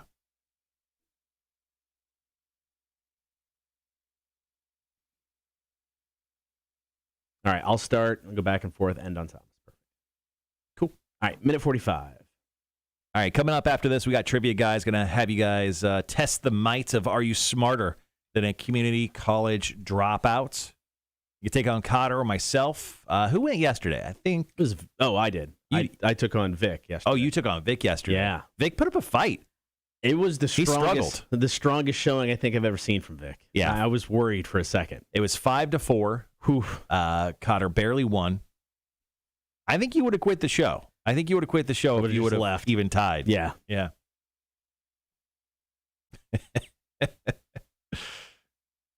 But thankfully you won. But yeah, I've been taking on, I think you've only played like 2 or 3 times out of the last like 10. Yeah, you've been on a tear. Yeah, people have been really wanting to take me on. But feel free to take Cotter on today, mostly because I have a ton of trivia games written. And then once again, today, you're going to score yourself White Reaper tickets. They play over at District Live tomorrow night. So you get a free pair of tickets to go check them out just for being the first caller in to play against one of us. All right, guys, got about 30 seconds.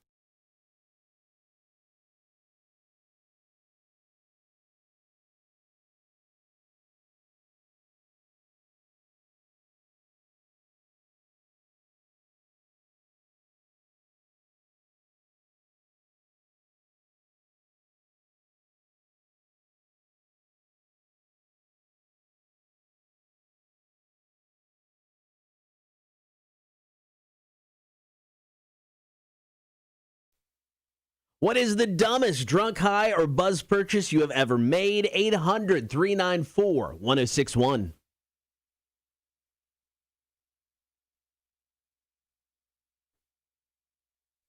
We are taking your calls, comments, and texts this morning. What is the dumbest drunk, high, or buzz purchase you have ever made? We had 2 different Jasons hit us up on Facebook with basically the same thing. First, Jason said, marriage can be considered a purchase, right? Oh, yeah. Second, Jason said, definitely my ex-wife. She's very dumb. I feel like Jason just had a burner account, and he's not smart enough to change his first name. I'm always interested in more backstory on this. Yeah. Was this like you met drunk and then got married right away because it was like a Vegas situation? Is this something you had dated for years and you got drunk and just randomly got married? Yeah, you accidentally proposed when you meant to say, get me a beer. Like, that happens. Yeah. Like, babe, I love you. Marry, beer. What did I say? Marry me, beer me? So close to the same thing. So close. But definitely curious there because, I mean, what'd be worse? I think the met for the first time drunk and then got married would be worse. Yeah, because you really don't know someone until you live with them. Yes. Yeah, that's 100%. That's a real thing. So, yeah, that's a tough one, especially the marriage, because the divorce part somehow costs you more than the marriage part. So good for you, Jason. Once again, we are for our question of the day is, what is the dumbest drunk, high, and buzz purchase you've ever made? Our beautiful Mac, who will be joining us later on in the show today for Chicks on Dudes, she chimed in. She said, I didn't do it, but looking back now, it was a bad choice via my friend. She paid $200 at a Chase Rice concert to meet him, for us to meet him. She said, thankful? Yes. Would I have done it? No. We've talked about it before. I mean, we love going to see shows. You know, we love music. We love bands. Meet and greets are never what you think they're going to be. $200 for a quick picture and probably like a high five. All it is. And a forced encounter in any capacity is generally not a genuine or fun one. Yeah. Like, we have opportunities to make artists do like sit downs. Yeah. And, like, we usually have a great time with them. We go out and ride go-karts with them or shoot guns, and we get to do that cool stuff. When it comes to just like a meet and greet as a fan, if you're paying that person wants nothing else than to not be there. They do not want to be there. They're literally there for that payday. They do not want to meet you. They will smile and get that thing over with as quickly as possible. Clay hit us up on Facebook. He said, I bought a 55-inch TV from Sam's Club online one night. Forgot to put it on my credit card that gets cash back. The bigger kicker was I sent it to my friend's house 2 hours away. Yes. How do you put your friend's address down instead? You are drunk. Well, it was probably saved. You know, like I mail out like Christmas presents to my family via Amazon, and I have like 20 addresses saved in my Amazon account. I've accidentally sent some stuff to Illinois, and they're just like, "What should I do with this?" I'm like, "Just keep it."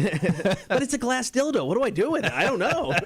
There's so many uses. All right, one more, guys. Once again, thank you so much for chiming in for our question of the day. This one comes from Thomas. Now, he just stated, having unprotected sex with my oldest son's mom while high on LSD. Yep, the first child, the biggest buzz purchase I ever made. He goes, didn't learn my lesson, though. Had 2 more after that. And you will never stop paying for it. Ever. All right, are you smarter than a community college dropout? Let's play some trivia, guys. White Reaper in town, District Live. That goes down tomorrow. We got you a chance to score some tickets. So be the first caller in right meow at 1-800-394-1061. You'll win the tickets, then you'll play trivia against one of us. Are you smarter than a community college dropout? It's next. Cotter and Marshall, Rock 106.1. All right, let's see if we can get someone on for some trivia. If you guys want to play against us, feel free. Call us up right now, 1-800-394-1061. First caller in, we'll hook you up with some White Reaper tickets. They play tomorrow night over at District Live, brand new venue here in Savannah. Cool room. I haven't been to it. I've seen a bunch of pictures. I think I'll be making my way over there, maybe possibly Saturday. Yeah. Go check out Aaron Jones. Did you get the email I sent you this morning? In regards to it was a voicemail. I haven't listened to it yet.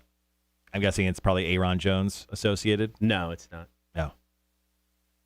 Someone complaining about something else? It was a winner calling us drunk who said he hadn't been called yet about $50. So I don't know. Okay, I haven't got. Okay, I haven't got the card yet. I haven't been able. Okay, that's fine. To purchase. It was a 12:30 call. He was drunk. Oh. It's pretty funny. I was like, "Oh, I've got a drunk call." Yeah. That list I was like, "I don't know."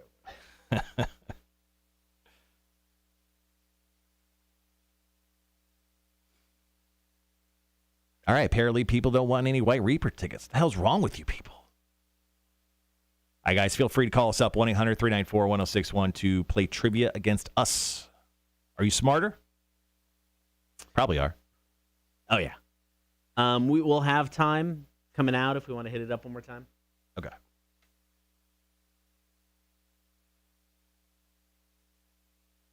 Get a little warm in here, and now I just realized how different our shirts are. Oh, damn. Boom. Colorful motherfuckers today. Yeah, I was really hoping to see Aaron Jones on Saturday, but hosting bingo at Kitty City. I got invited to that party. Yeah, it's fun. Went a couple years ago. Did trivia for him. So he's like, hey, can we do bingo this time? I'm like, I'm in, man. Let's do it.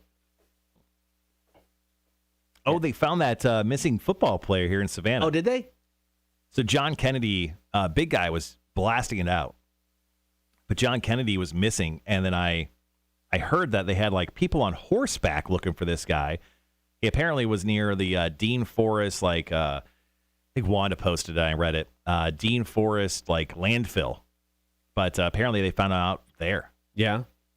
So wild stuff, but I'm glad they found him. Hopefully he's okay.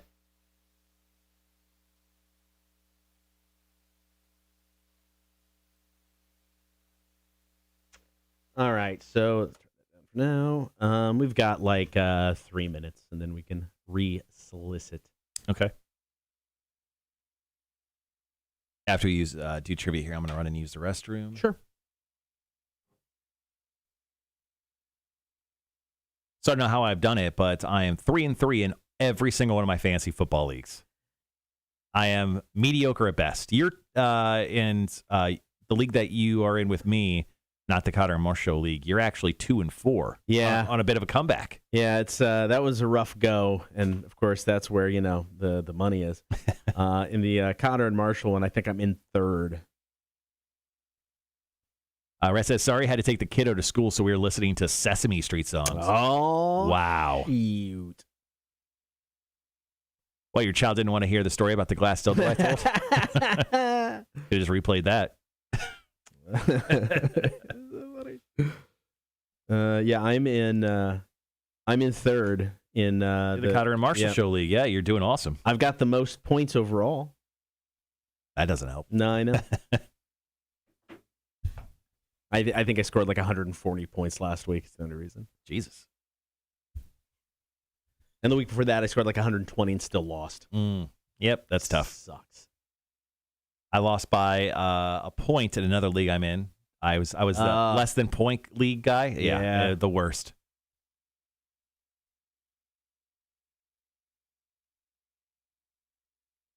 All right, we'll give them a couple minutes if we don't get anybody.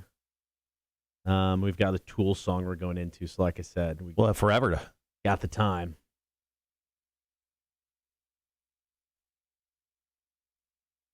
All right, guys. Apparently, no one loves the White Reaper as much as we do. So, oh look, there's Greg. I haven't looked in a long time. Pretty sure I met my prediction totally last. Hell, I don't know. I've been kicked out of the league. No, you're still in the league, Greg. Funny enough, I beat you this week. You only scored like 50 points. All right, guys, we'll be right back.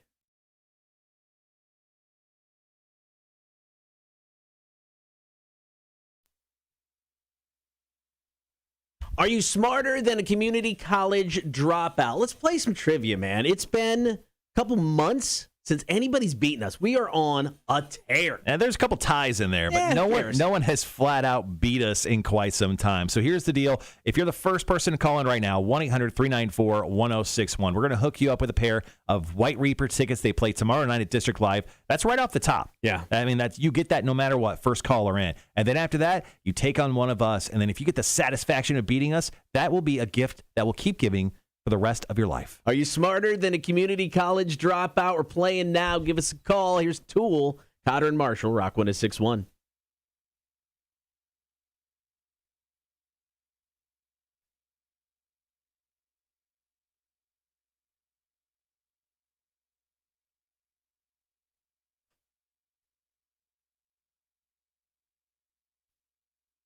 Apparently no one loves us today. No big deal. Yep. Just like us going home to our wives every night. So nothing's new. Greg, this is actually a perfect time for you to call us up. There we go. Get that sweet, sweet revenge on me. Rock 106.1, who's this? It's Rudy. Rudy, what's going on, man?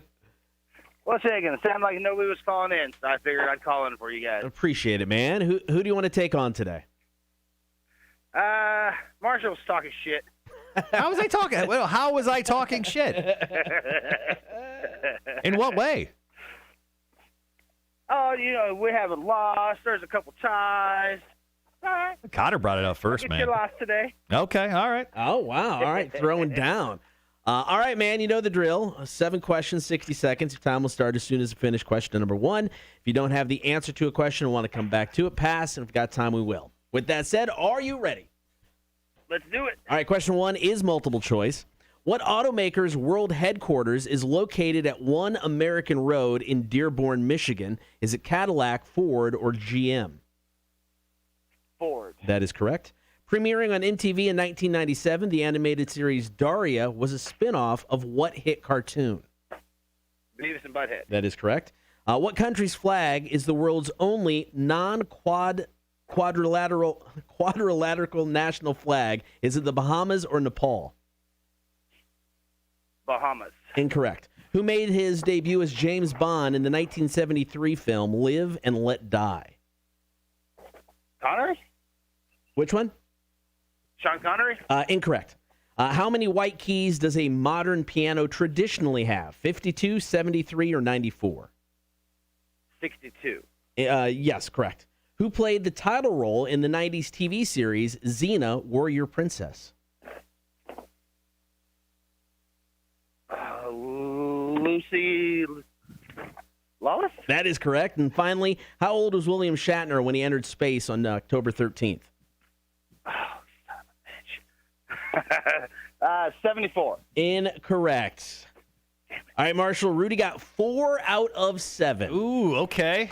All right, Rudy, hang tight. We're going to put Marshall to the test, see how he does. All right, here we go. 7 questions, 60 seconds. Your time will start as soon as I finish question 1, which is multiple choice. What automaker's world headquarters is located at One American Road in Dearborn, Michigan? Cadillac, Ford, or GM? Ford? Correct.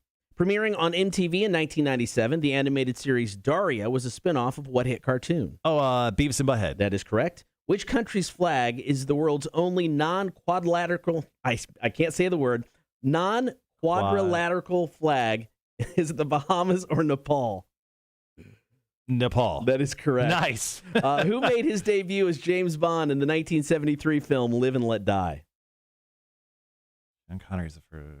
Roger Moore? That is correct. Nice. Multiple choice. How many keys does a modern piano traditionally have? 52, 73, or 94? 94? Incorrect. Who played the title role in the 90s TV series Xena, Warrior Princess? Oh, I was just looking at naked pictures. Oh, wait a minute. I know her quite well from her work, Lucy Lawless. That is correct. Yeah. How old was William Shatner when he entered space on October 13th? He was 90. That is correct. So that is 6 out of 7. No, Rudy, no. You lost. Oh, man.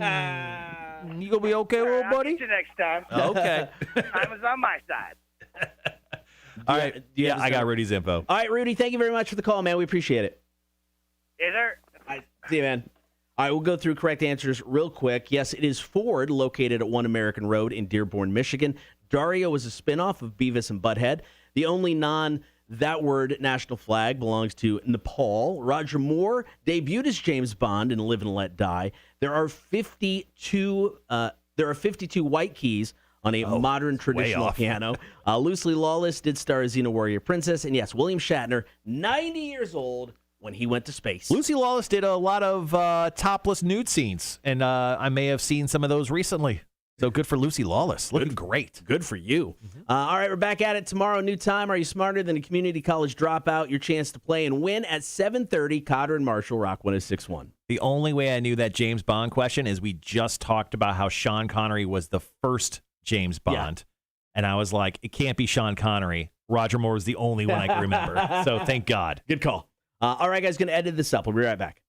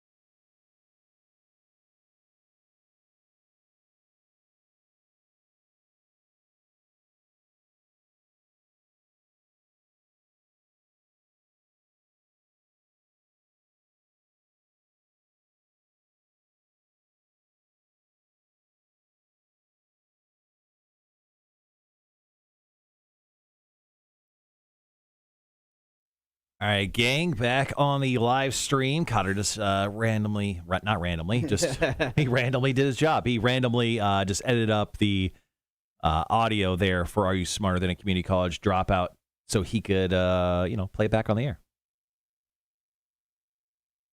So while we had a second in downtime there, I popped up my Facebook real quick, and I got a blast from the past.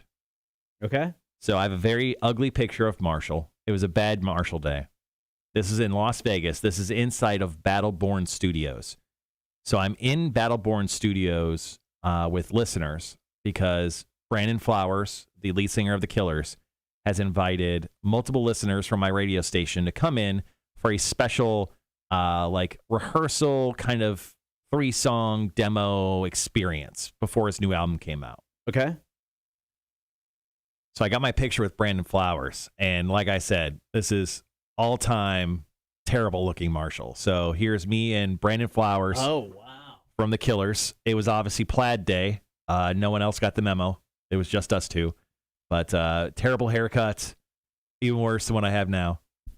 Beard, just a bad gut day. It was bad all around. But that's me and Brandon Flowers from The Killers. That is an all-time bad haircut. Yeah, I don't know what. Look at my haircut. What was going on? What did you ask for at the barber? I have no How do you idea. describe that haircut? What is that? Sorry, I just want to make sure. But super that's funny. Super terrible. Once again, there's me and Brandon Flowers of The Killers. Red says it's Marshall dressed as Tim. Yeah, it was Halloween. Just look at this. Just look at the all-time stoner, stupid face, terrible haircut. I look like I was too fat to join like a Disney, like the Disney Channel, like a Disney Channel show, even as an older brother. Oh, terrible. Obviously, way cooler now. Yeah, it's like the memories on Facebook. It's a love-hate relationship. Mm-hmm. You know, it's like when one post pops up about my kids when they were younger. I'm like, oh, that's awesome. That's cool. And then, you get ones like that where you're like, what was I thinking? That's just not a good look for anybody. Those I hate.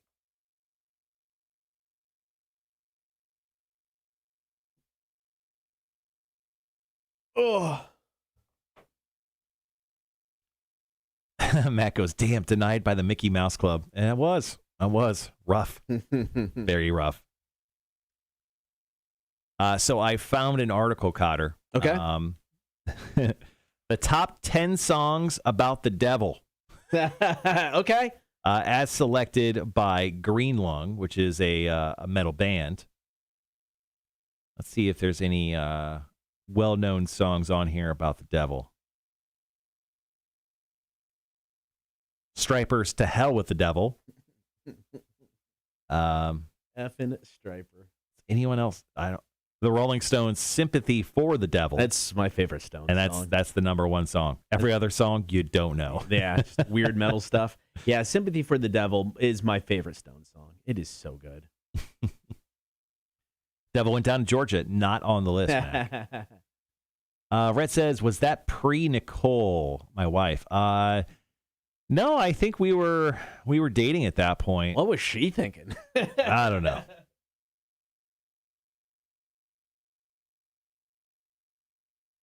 I'm glad that when my wife and I just got dating and even just got married, there was no Facebook because I had some very, very questionable choices when it came to looks. I'm glad that I have to go to see a physical picture to be reminded instead of having that pop up every year. Yeah. Because there are some all-time bad ones, guys. What do you think is your all-time worst look? Dyeing my hair blonde. Okay. So you're just saying hair, but No, so I dyed my hair blonde, yet I had a goatee, which was not blonde. Yes. I was way overweight. Okay. I would think that's when I was at my heaviest. And I mean, I'm a big fan of vests, but back then, sweater vests. Not a good look. Let's see. A bunch of other devil songs that should be on that list. Shout at the Devil from The Crew. Yep. Says Damon. Got to beat Devil went down in Georgia, says Rhett. Running with the Devil, says Tony. Yep. Devil in a blue dress. Beelzebub from the Tenacious D should be on the list too. Rob nailed it. Absolutely.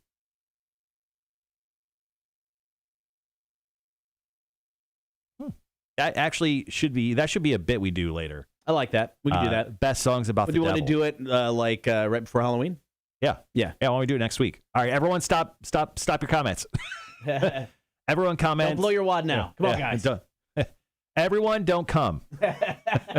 keep the cum inside of your body. Everyone stop coming. We will come later together as a group. I thought that was a myth. What, the bukkake? No, I've seen video of that. Ugh. Have you? Jesus. What were you looking up that day? Bukkake. I misspelled butter toast. And suddenly I got to bukkake videos. How else do you get to bukkake videos? It's one misspelling and suddenly you're watching nonstop bukkake. Happens to the best of us, Cotter. I'm not even judging you. Thanks. Tony goes so inappropriate. We're on the stream. Yeah, it's fine. Don't worry. We'll bring up this exact bukkake talk next break. Like I told Cotter, I'm like, you should just do the dildo story, but you just tell your own. That's just every call, comment, and text segment. I'm just going to tell a version of that story. So that was a place called the Jiggly Train Caboose. All right, guys. Coming up next, we got. We'll actually get into some conversations about music. Not songs about the devil, but we'll get into the best debut albums of all time. Rolling Stone actually just recently put out an article about the best debut albums from artists of all time. So we'll go over that list. We'll go over like top 20. And then we will actually power rank our favorite debut albums of all time as well. Some of the ones on this list are just overrated, in my opinion. It's just overrated. I don't know. Are you giving me like a dude impression right now? Like the dude would just be like, "Oh, that's just like your opinion." Man. It's just like your. I did recently rewatch that. I think I said that. It was awesome. Still. Sorry, I forgot. We usually don't do Hefe this day, and I know. I didn't set up the camera.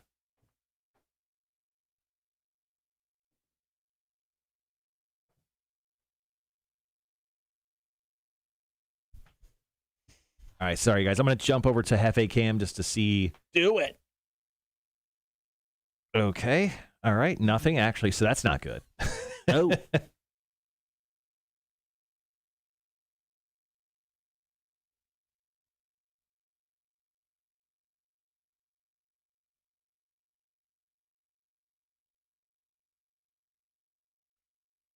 Come on, Hefe Cam. Should I be nervous that it's not showing up? That's a little weird, right? Working yesterday. Yeah. Maybe let me go to Trip Cam. Took an errant mousetrap shot or something. Yeah, Trip Cam's working, but Hefe Cam is not working. Oh, well, we're just going to go Trip Cam for Hefe. Oh, there you today. go. But interesting. Okay. Well, I started to update and start testing a new look for the show, and maybe I accidentally did something to that exact filter when it came to that. That may have been my fault. Hefe was not awake this morning. I had to come in. Oh, really? And like kind of like my dogs now. Like my dog Loki, he's getting so old. He doesn't even want to get up for treats. Like you have to like he's just on the couch. Like you just go give him treats, and he's excited. And it's not because like he's just old and doesn't want to get up. He's just an a-hole. So Hefe, I think, just getting that way. He's just getting to be a little bit of an older fish. Betas live. I don't know how long do betas live. I don't know. 5 years, I think, is what we looked up. He's getting to be, like 6 months. So maybe he's just sick of trying to go for his food. 2 to 5 years. Yeah. So we've had him over a year. Yeah, possibly. Have we? With this one? Yeah. Oh, okay, sure. I mean, because we've been doing this since March. Yeah. and he was doing stuff in the afternoon. So yeah, it's been over. Yeah, the first one lasted a month, so Hefe 1 didn't make it very far. We learned.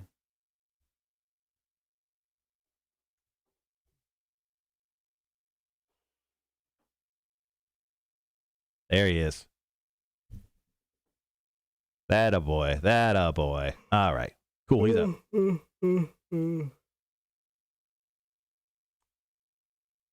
Actually, he's not up. The camera's not working at all. What in the bejesus is happening to my stuff? Oh, is it frozen? Yeah, it was frozen. Oh shoot. Oh, now it's fine. Okay. Well, we're going to pray that works later. All right. Well, we got a couple minutes. I'm going to use the restroom. I'll be right back. Okay.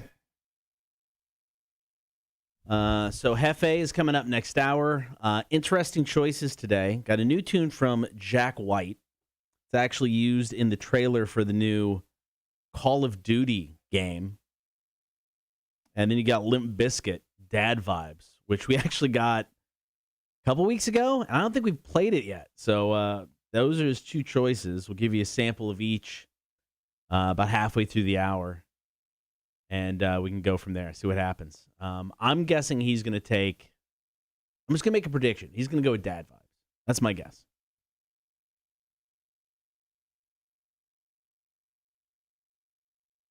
It is a Wednesday, so if you have top fives for the day, now would be the time to get those up into the chat. What are your top 5 things you've got to get done today? So if you want to enter your top 5s, please do that now. Enter those up in the chat. Yeah, it was weird, and it's like when you're like, Jack White's doing a tune for Call of Duty, I'm like, I don't know about that. Then you listen to the tune, and you're like, holy crap, that I hear it. I haven't even seen the trailer yet, but I'm like, I can hear this in the trailer. It's a cool tune. I like it.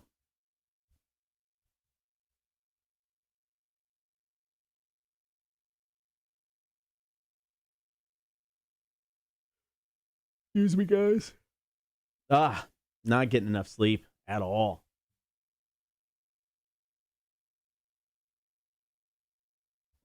Once again, top 5s. Top 5 things you got to get done. Top 5 things you want to do. Top 5 beers you want to drink. However you interpret the top 5, it's up to you. I haven't even started mine yet. I should probably do that.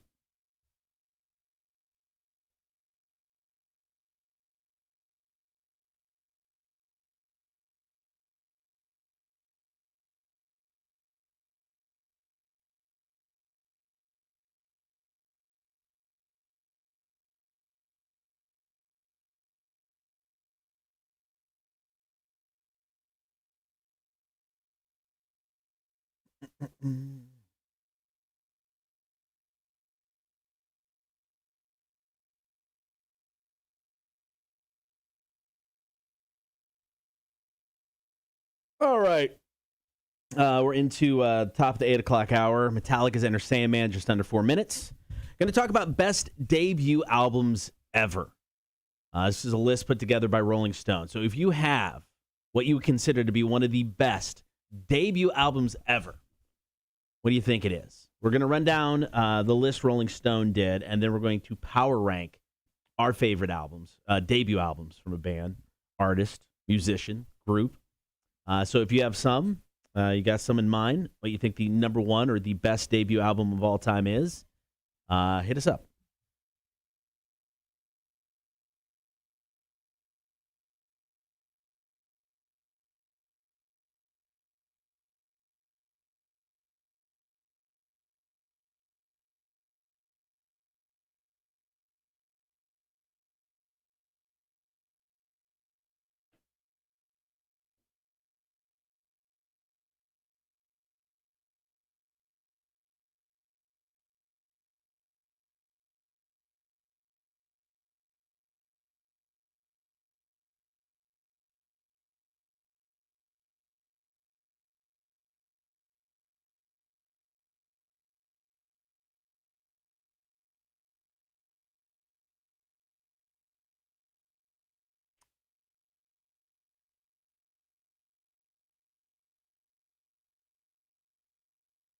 All right, we got a little over 2 minutes.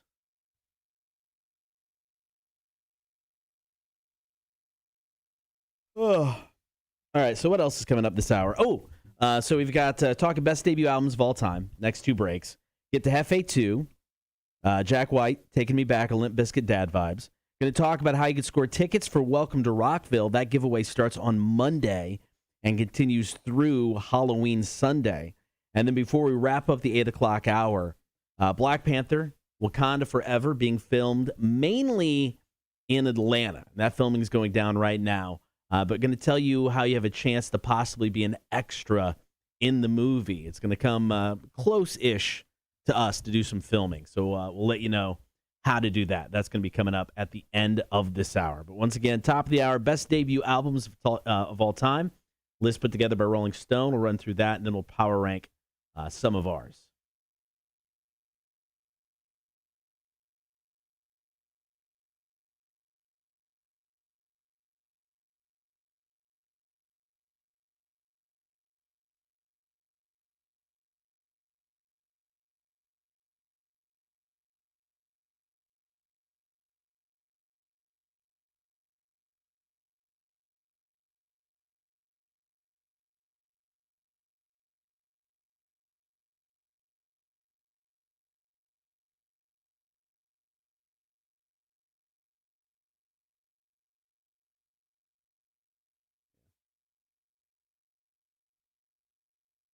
$40 seconds.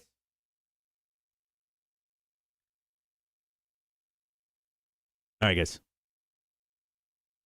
We'll be right back.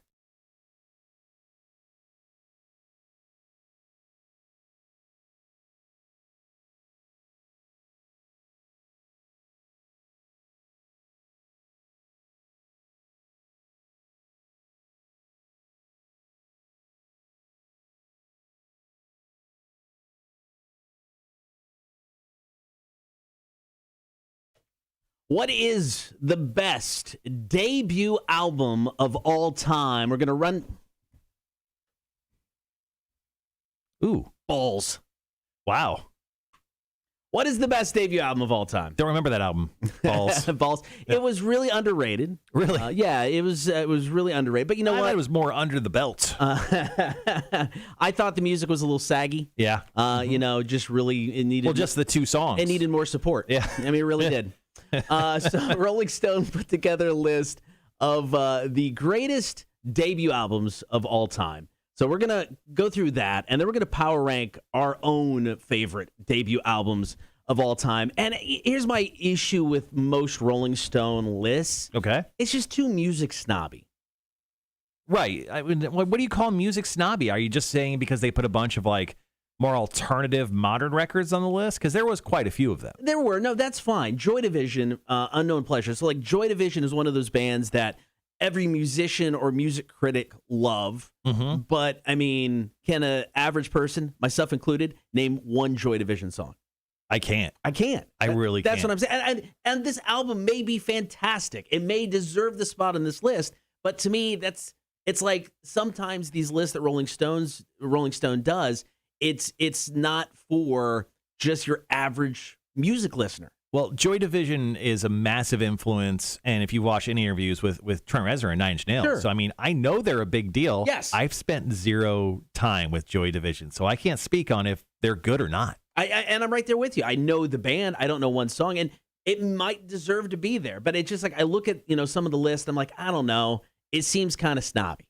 Well, Joy Division lands at number 20, just so you know. So we're just breaking down just the top 20. They did do a top 100 albums, but these are the best debut albums from your favorite artists. On the list as well, another band that I just don't understand because I'm not smart enough. Like, I think you have to have a college degree, and neither of us have that, to understand and like certain bands. I think the Arcade Fire, their album from 2004, Funeral, on this list, coming in at number 15, best debut albums of all time. I'm not smart enough to like this album. I'm right there with you. It's one of those bands that, I've heard them. I couldn't tell you a song of theirs right now off the top of my head, but I have heard them. Yeah. So it's like there's at least that going for them over the band Joy Division.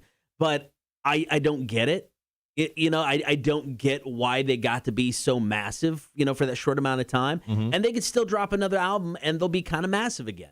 But they're weird. I don't know. It's not a band that I go to and be like, man, Arcade Fire, standing the test of time. Now, there's a couple albums on the top 20 that I'm totally fine with that I'm like 100% should be there. Like Kanye West's The College Dropout. Agreed. His debut album that came out in 2004, it is a masterpiece. And I'm a rock guy, always have been, love alternative, love classic rock. I love a lot of different styles of music. But The College Dropout from Kanye West, that blew up and took over everything at that time. And I agree. It is one of the most prolific debut albums of any artist. Yeah. I love that album. Yeah, I mean, he started off so strong and then just got so weird. Yeah. But no, that one I get. I mean, I think that one deserves to be on there. One that kind of stands out as how did this get to be there is The Cars, debut album from 1978. I think they're a great band. I mean, I don't know if I'd go so far as saying underrated. Got very poppy in the 80s. But their debut album being on this list kind of stands out as weird to me because everything around it is so kind of snobby. And then you got The Cars. Well, let's jump up a few spots. The Cars came in at number 16. Let's jump up to number 8. The Strokes. Debut album came out in 2001. Is this it? It had like that. The cover of the album was like the torso of a sexy woman. Yeah. So immediately it caught my eye. But I couldn't say I'm the biggest Strokes fan out there, but I know so many people love this band. Number 7 is, I'm just going to say overrated. Sex Pistols, Nevermind the Bollocks. It was the only album they ever released, and it's always on lists like this. And I mean, Anarchy in the UK, God Save the Queen, cool songs. This band hated each other. I mean, they put out the one album. It's one. I don't get how this album is so revered. It just seems like at this point in time, you have to like it or they're going to make fun of you. Once again, we're going over the best debut albums of all time. It's a list that Rolling Stone put out. Coming in at number 6, NWA's 1988 classic, Straight Outta Compton. Now, when I was growing up, I used to be a paper boy. And I'm talking, I'd have a BMX and I had those big baskets on the back that I would fill with papers and I'd go deliver papers. And I had a Walkman. I would listen to NWA Straight Outta Compton and Evil for Zaggin', and I would scream out the lyrics to these songs at 5 a.m. every single morning. So I could confirm that at this point, if anyone had video of that, I would be canceled immediately. But I love these albums. And Straight Outta Compton is one of the best. Getting into the top 3, Jimi Hendrix Experience, Are You Experienced at 3. I mean, definitely good. And I mean, he kind of took the world by storm and just kind of blew everybody away when he came out because he was like one of those guitar players that nobody had ever seen before, just what he could do. The Ramones, they're self-titled at number 2. I mean, I like the Ramones, but once again, it falls into that. Do they deserve all the credit they get? Am I going to be, killed for saying that out loud? I don't know. I feel like you're stuffing the Ramones in the Sex Pistols box. They don't deserve that. No. I would say, I mean, the Ramones had a prolific career. I mean, they released all the music. I mean, they're all 2 minutes long, but all the music. And number 1 on this list, I agree with this. License to Ill, Beastie Boys.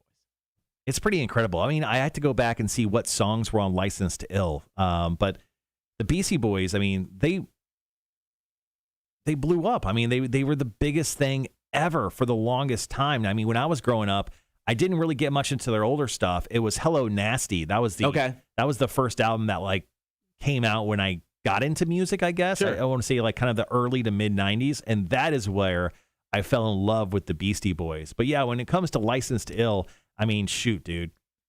Brass Monkeys on there. You got No Sleep Till Brooklyn. Girls, you got to Fight for Your Right to Party. Paul Revere, Hold It Now, Hit It. I mean, actually, now that I think about it, that may be one of the best. It's very, very good. So coming up after new Volbeat, we're going to power rank our favorite debut albums of all time. Feel free to chime in if you'd like. You can give us a text, 800-394-1061. You can also comment on the chat. Here's Volbeat, Rock 1061.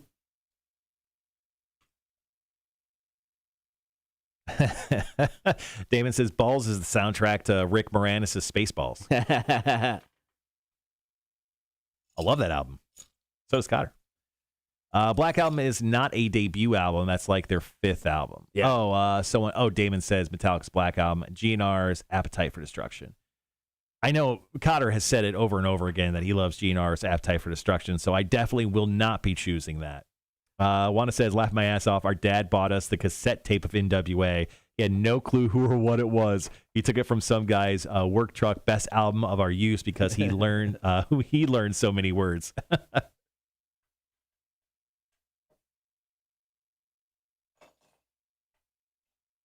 Yeah, NWA changed my life. Evil for Zaggin was literally my favorite album for a couple years. I listened to it all. I mean, I wore that tape out. Yeah. Hotel, motel, Holiday Inn. Say what? If that, I just friends.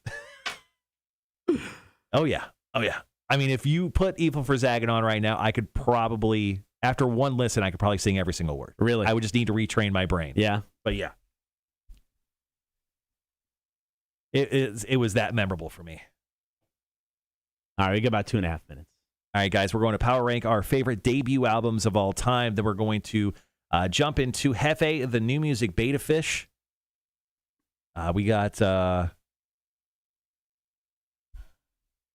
him choosing from a couple tracks, Limp Bizkit and Jack White. And then I'll actually do a story about Limp Bizkit in Marshall's Music News today. Of course, Marshall's Music News is completely different than what you know.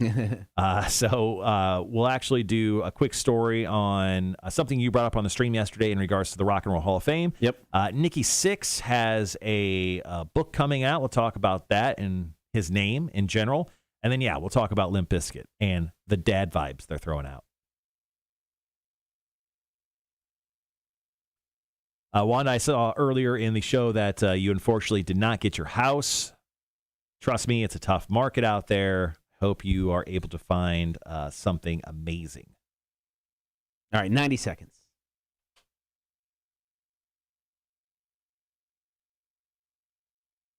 How many do you want to do? I think you just do top three. Okay. And I'll flip a coin, see who goes first. If Sounds you want. good. I put down 1, 2, 3, 4, 5, 6, 7. Yeah, I have 7. I got 7 as well. Just in case.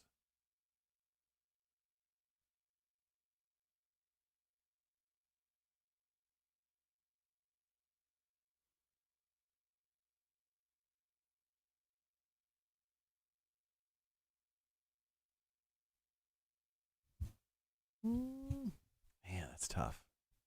What do I go with first?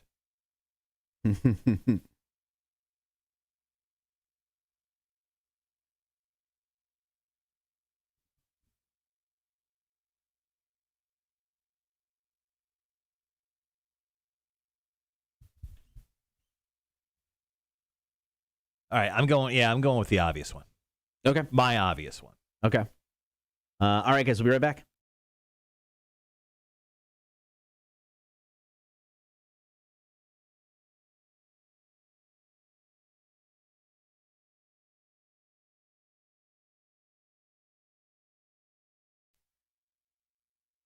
What is the greatest debut album of all time? We're going to power rank our favorites next.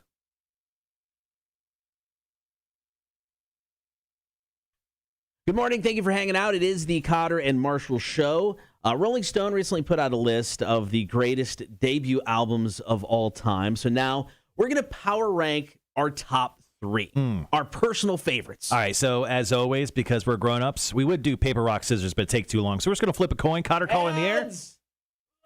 I totally dropped it. It went over the edge. That's the first time we've ever done that. You totally lost. Yeah, I don't know. I was thinking about my fingers from yesterday in the Mousetraps and Torture Tuesday. Right? Let's just say you won. All right, fair enough. Yeah, let's just say you won.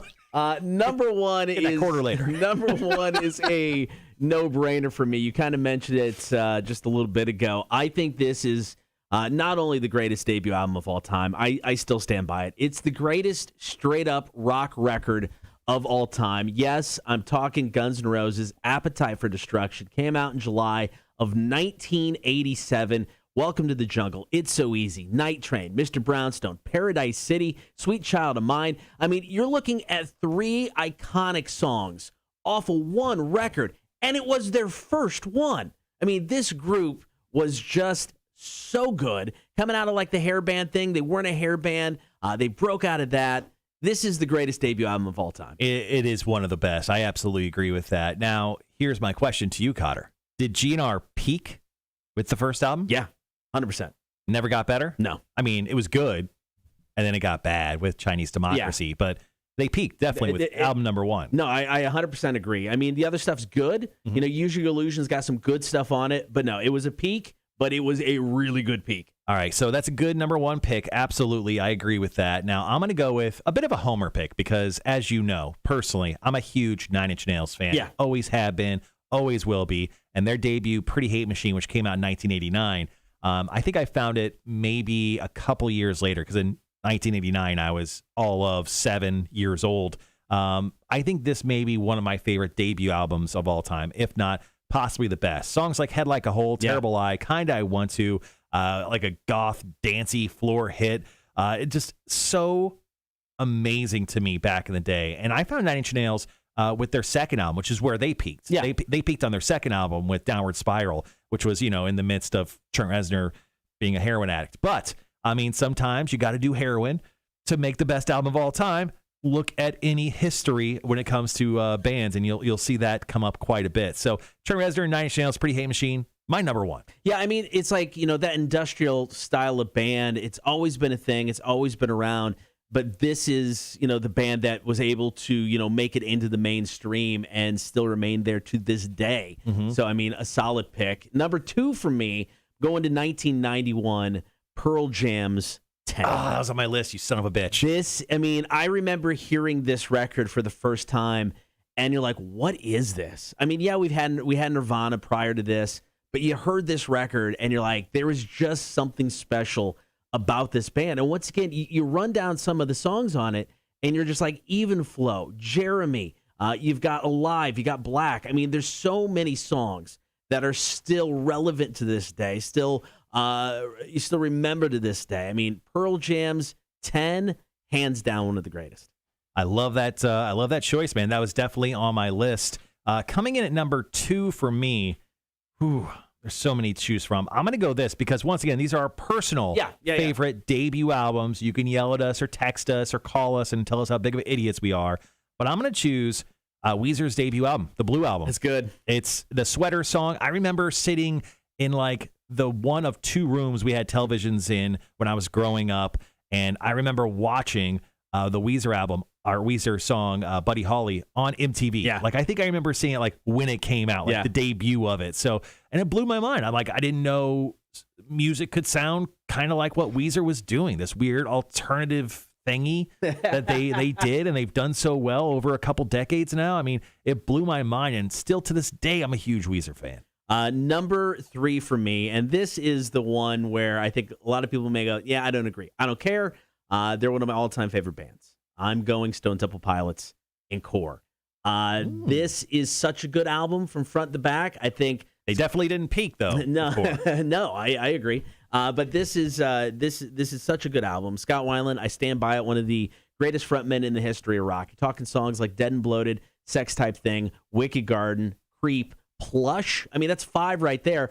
And it contains my favorite Stone Temple Pilots song of all time with Cracker Man. Oh, yeah. This is just such a good record. Stone Temple Pilots, I don't think they'll ever get the credit I feel they deserve. No. But I mean, great band, great debut album. I truly think, and actually I'll get roasted for this, but I think STP peaked with Tiny Gifts, their third album. It's a good record. I mean, it's like they get weird. They do different things. They try other things. They're all good. All right, I'm going to go with something you guys would probably never think I would choose for, once again, the best debut albums of all time. Shania Twain. My final pick, I'm going to choose the Wu-Tang Clan. Oh. Yep. Okay. Yep, that's right. I'm choosing the Wu-Tang Clan. 36 Chambers, Enter the Wu-Tang. Amazing. I listened to this so much as a kid. Bring the Ruckus was on there. Method Man, Cream, Protect Your Neck, Shame on Something. I mean, there's just so many amazing songs from their debut album. The GZA, the RZA, Redman. I mean, amazing, maybe not Redman, amazing debut from the Wu-Tang Clan. Good choice, man. I think that's solid. And it's still one of those things, I mean, still to this day, so important to a lot of people. They sold an album they never released for like $5 million to that Scarelli guy. That's true. The one who like upped the price of insulin by $1 billion. And it still has not been released. You think it's good? Yeah, it's the Wu-Tang Clan. dude. Okay, fair enough. Come on. All right, best debut albums of all time. There are power rankings. Where do you think? What do you think would be number one on yours? You can hit us up with a text, or you can comment in on the chat. Coming up next, Hefe 2, the new music band of Fish is going to select a new song. It's between Jack White, Taking Me Back, or Limp Bizkit, Dad Vibes. Hefe next. Cotter and Marshall Show, Rock 106.1. All right, guys. Have you gone over any top fives yet, Cotter? No, I have not. Okay, we got a bunch in here. Let's go back a little bit and grab some. Let's see. Where are we at? There we are. All right. Once again, I think Cotter was probably talking about it, but I'll explain it once again. Today is manager's meeting day for us, where we have to go over our top five. So we ask you guys to drop in your top fives on the stream, and then we just go over them together. Let's start with Wanda. Top five, find a house. That's a pretty important thing. That's a big one. Number 2, don't kill my husband in the process of finding said house. 3, meet with the contractor today. Ooh, a contractor? Number 4, pack more stuff. Number 5, eat some goodies to help sleep at night. I'm guessing she means edibles, which actually sounds great. Cotter, you got a top 5 you want to share? I have not put mine together. I'm in the process of. No, I'm not ready with mine yet, unfortunately. I thought I saw a couple on here. I got some from Elaine and Tony as well. Elaine says, pack my stuff.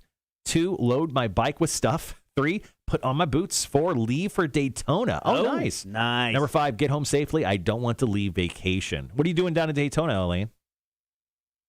Tony says, number 5, pay Marshall. That would be much appreciated. I bought Tony a PlayStation 5. No big deal. Number 4, finish product order for the office. Number 3, get back to pre-wedding healthy eating. There you go. Number 2, get wedding band. Number 1, make wedding announcements to send to friends and family. Marriage announcements. Yeah, there you go. Quick question. What's the difference between what's a marriage announcement? Is that just like a postcard telling everyone that you got married? Are people supposed to send you gifts, Tony? I don't know. What's up with that? What do you think, Cotter? Yeah, send her gifts. Right? You always should get a gift. Yeah, everyone likes a good gift. All right, guys, once again, if you want to drop in your top 5s, let us know what you've been working on. That'd be very good. My top 5s include, let's see, sold some commercials to Fort Stewart. So I've been writing commercials for our production team. Also, it looks like I'll be selling some commercials to a company called IMG. They're bringing some shows to, looks like the Civic Center, the old one. Here in December. I don't know what the shows are, but it looks like they'll be spending some money with us, so I'll be writing some stuff for them. What else am I working? Oh, Goodwill remotes. Those Goodwill remotes I brought up earlier in the show. Yeah. Number 1 priority today. Outside of interviewing Aaron Jones, you can put that on the list as well. Yep, I'm like, oh, there you go. And number 5, breathing. I'm just going to continue to breathe. Pretty important. Okay, so top 5, Welcome to Rockville giveaway, getting all that set. Got to get some promos up and running on our Spanish station, La Pantera. Get some music scheduled, working on budget stuff, and then prepping for Aaron Jones interview. Aaron. All right, a couple more top 5s that people have dropped. Sean from Minnesota, our good friend Horny for Smoked Meats, says top 5. Number 1, buzz the front and backyard to pick up the leaves. Yeah, I don't miss that. Thankfully, the house I have, 0 trees. Well, it had 1 tree in the front yard. It fell over. So now 0 trees. I don't have to worry about leaves ever again. Number 2, work on my, beater car. He put the poop emoji. So he put poop box, and I thought it ended there. And I was like, you messing with your butt, dude? Do what you got to do, I guess. Need a dildo. Number 3, drink beers, maybe hit up some breweries. Number 4, go to the Topless Nationals race. Don't get too excited. It's just a car race where they remove the roofs and a lot of breast cancer awareness stuff. Number 5, clean the gutters and drink more beers. Quick question. If you went to the dirt track one day, and let's say it was all lady drivers and they were topless inside the vehicles, would you pay more for the ticket? No, it seems really unsafe. I would pay more. Really? Yeah. See boobs jiggle around? Yeah. In race cars? Yeah, I think I'd pay more. Regular price $20, I'd pay $40. I'd pay double. Max says Shania Twain did a banger debut album. Going back to the debut albums real quick. Yeah, I don't think so. Do you know so or think so? No, I have no idea. Rhett just dropped the top 5. Let's get to that. Number 1, take the day off. You took the day off. Nice. Good for you. Well played. Number 2, chores around the house. Number 3, play PlayStation 5. Number 4, take kiddos to doctor for the flu shot. Number 5, survive the doctor's office after shots. Good luck. Elaine's going down for Biketoberfest in Daytona, Florida. I like it. She says, we stayed a couple extra days to ride. Nice. Marriage announcement if you get married. Wedding announcement if there is a upcoming nuptials. I don't know about gifts. I am old. I don't need a toaster. Fair enough. You say that now. Maybe it's a really nice toaster. Do you have a toaster or do you just use your toaster oven? I have a toaster oven in my house. I don't have a toaster oven. I got a toaster. I don't have a toaster. Yeah. Yeah. I used to use, we use the toaster oven like, Yeah, makes sense. When we make a couple chocolate chip cookies or something. Right. We just have that, and we use that for toast. We used to have a toaster oven, but not anymore. But yeah, just got a toaster. Why are you so against toaster ovens? What'd it do to you? Did one of them kill your family? Emotionally scarred me. Shit. No, I don't remember. Did you stick your glass dildo in there? It exploded? It exploded. Yeah. I don't remember what happened to our toaster oven. I don't know. Wanda says, if anyone knows of a good contractor, DM me. I know the one Cotter recommended is coming by today. Had one scheduled for yesterday, but they rescheduled. I feel like Charles could help you there. At least point you in the right direction. Charles, if you're on the stream, hit up Wanda. Tony, have a great day. See you, Tony. All right, guys. Up next is Hefe. Yeah. He's on the screen, having a good time. He knows he's on camera. I did not sleep again last night. I'm not sleeping well. Have you tried taking just like melatonin? So I would have to take it way early and go to bed earlier than normal. Because if I go to bed at like 9, well, 9 may not be too bad. If I go to bed at 10 and I take it then, I don't know if I'll get enough sleep. I'm just going to wake up and be kind of groggy. Mm-hmm. I don't know though. I just can't sleep, man. I've been skipping naps the last couple days. I did too. Not on purpose. But it does the trick. Puts me right out within 10 minutes of going to sleep. And I go to sleep about 10 o'clock every night. So yeah, 10's the latest. But I don't know. It's catching up. I need to sleep. Maybe I'll take some melatonin tonight and hope for the best. Just get drunk. That's true. Just get drunk. When in doubt, get drunk.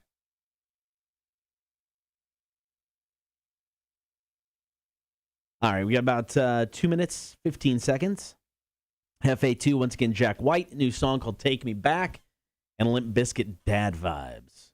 We also going to let you guys know how you can win some Welcome to Rockville tickets. Got some news on Black Panther filming not too far away from here. And then Mac's going to be in for Chicks on Dudes. Feels like forever since we had Mac last in. Probably just last Wednesday, right? Are we on the air? I don't remember what days we even do the show anymore. I don't know. I'll probably come in on a Sunday someday. Are we here for the show? Where's everybody at? I thought you said it was Sunday Fun Day, man. Let's go.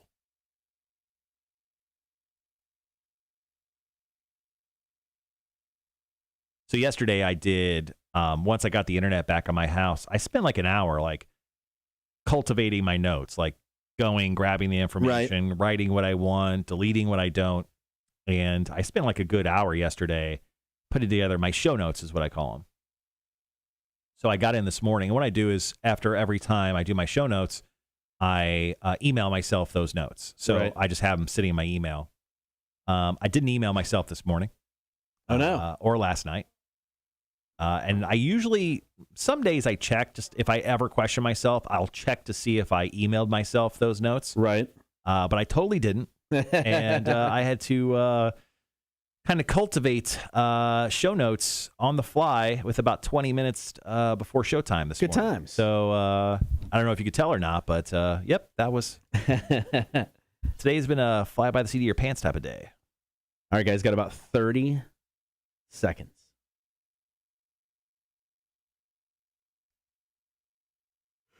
Oh, look, Hefe's camera is now working. Why not?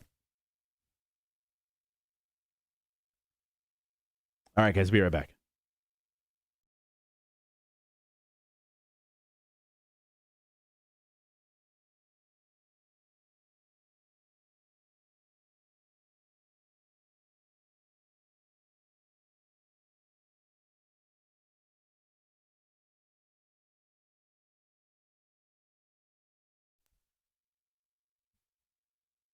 It's now time for Hefe 2, the new music beta fish, to select a new song for us to enjoy. Up first, it's a brand new tune from Jack White. It's called Taking Me Back, and I haven't seen the trailer for Call of Duty Vanguard, but it's featured in that. Yep. And when I first heard that it was a Jack White song in the trailer for Call of Duty, I'm like, that seems weird to me.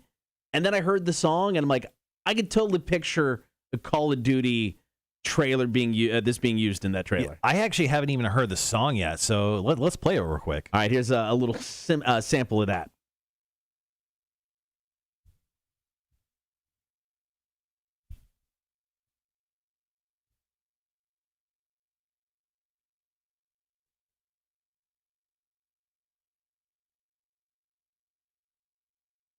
Dude, I like God, I love Jack White. Please give me more. drip the Jack White into my mouth and eyes.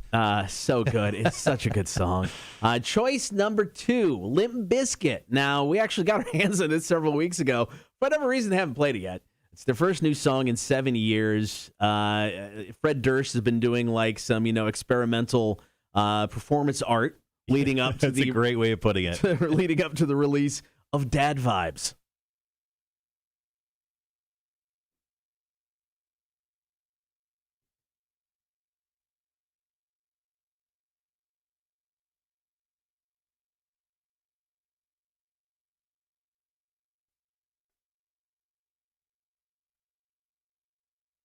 Let's just say Limp Bizkit not reinventing the wheel. No, they aren't. They aren't. But actually, it's a really fun song. I'm not mad at that one at all. All right. So, Hefe, the new music beta fish, if you're watching us on the live stream, which you should, Facebook, YouTube, and Twitch every single morning, is currently on camera. He's being very shy today. It's like he won't even really, I don't even know where he's at right now. Where is? Did you lose him? How do you lose a fish? He's hanging out by the filter. I think it's just a little cold in the room, so he's just hanging out by the filter, which is a little bit warmer. Sure. All right, so Hefe currently is on camera. He's generally starts in the middle of the tank, but he's just kind of hanging to the left. Jack White will be represented on the left-hand side, Limp Bizkit on the right-hand side, and Hefe, let's see, okay, he's kind of now he's just literally sitting in the middle. He is. He normally does his job on Thursday. He's really confused right now. He's like, wait a second, guys, what am I doing? Yeah. I'm eyeballing it, and He's right up against the heater. It's like that kid who won't put their clothes on to go to school. This is kind of what's happening right now on the show. Is he facing one side? He is facing one side, and technically more of his body is technically on the right-hand side. So today, Cotter, we play Dad Vibes from Limp Bizkit. All right, here you go. Low Country and Coastal Empire premiere. Thank you, Hefe 2. It's the Cotter and Marshall Show. Rock 106.1. The one day a week you got to work, pal. And really, you give us that? Like, he's still just sitting there. Will not move. Just kind of in between the filter and the heater for the tank. Come on, Hefe. One job, buddy. One job. Wanda has a cure for your sleeplessness. What is it? She recommends Xanax. She goes, popped a couple Xanax last night, slept like a baby. Mike says, good morning, guys. Looking forward to hearing how I can win some Welcome to Rockville tickets. We are going to tell you that right after the next commercial set. 90 seconds. Oh, are we going on? Oh, yeah. 90 seconds will tell you.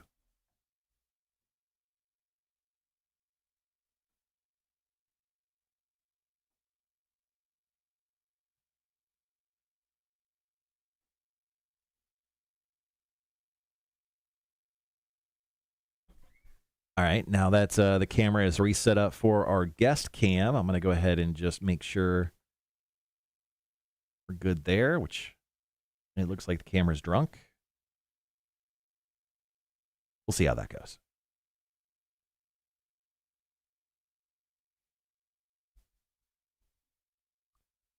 Rhett, Jesus, yeah. I was waiting for someone to bring up the Braves game last night. The Braves were up, I think it was 5-2 at one point. They lost 6-5. Yeah, the Dodgers won last night. Rough game.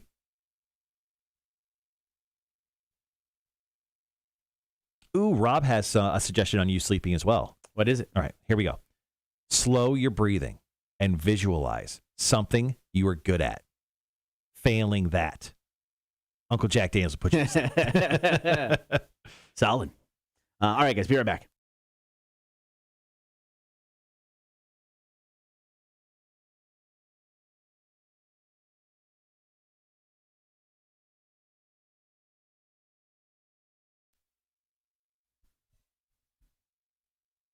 It's brand new stuff from Limp Bizkit. Dad got the sag in the back with the drip. La-di-da. Love it. That's so Bring it. Give it more to me. That and Jack White. Dad vibes. Thank you, Hefe2, for selecting that. He didn't really select it. That's he kind of was Kind of a sloughing jerk off this on the morning. job today. All right, coming up, we've got details on how you can score tickets for Welcome to Rockville.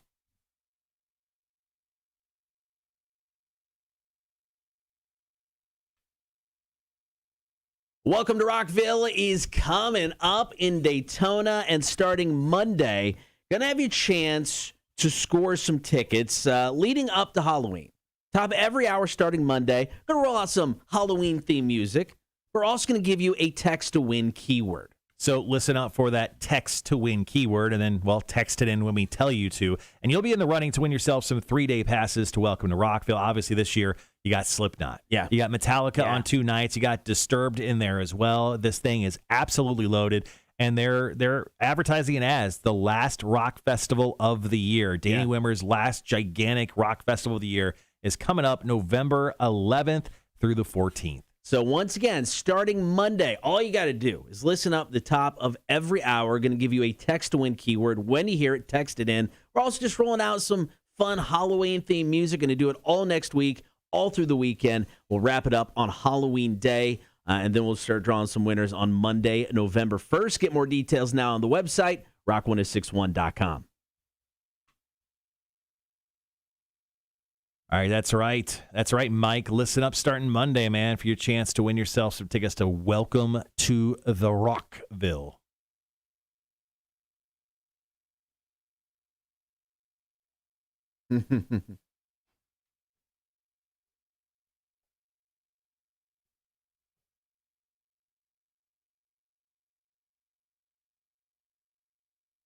I'll be back. Do that. All right, guys, we're in commercial break right now. We're going to come back with a story on Black Panther. It looks like they're going to be filming down in Brunswick. I'll give you all the details on that. I just looked at TMZ real quick. Number one story, top story right now. Dr. Dre has been served with divorce documents at the cemetery as his grandmother was laid to rest. That is brutal, brutal work from his soon-to-be ex-wife.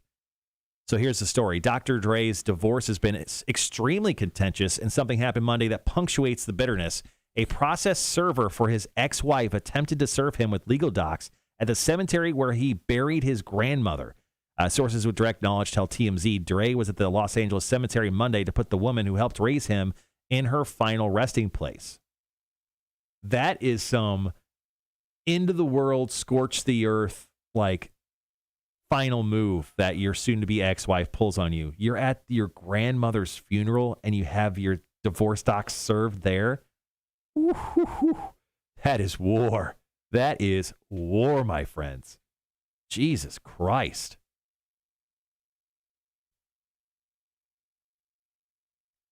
Brutal stuff.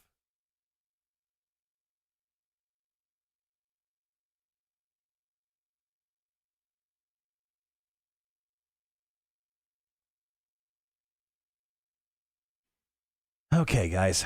Thank you for once again for hanging out today. Next 2 days, we have huge shows. Tomorrow, Aaron Jones, who's playing this coming Saturday at District Live, he'll be on the show.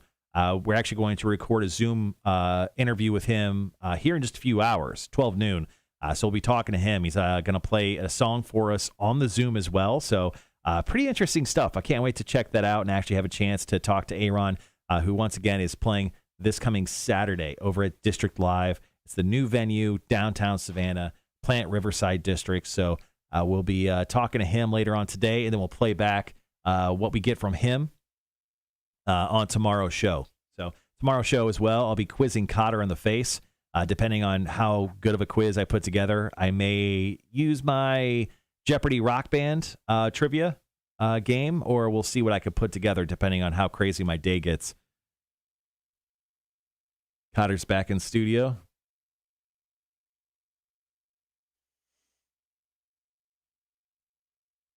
So Dr. Dre's soon-to-be ex-wife. Yeah. just served him divorce papers Yeah? while he was at his grandmother's funeral at a cemetery. That's harsh. That's harsh. That's scorch the earth. I'm going to burn you down for doing that to me type of actions that Wow. Nicole, his wife, just did. Unbelievable. Yeah, that's a little uncalled for. Crazy.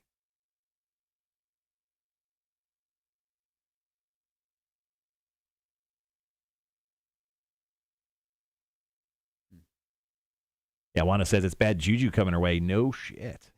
Jesus. All right. Mac right around the corner, top of the 8 o'clock hour.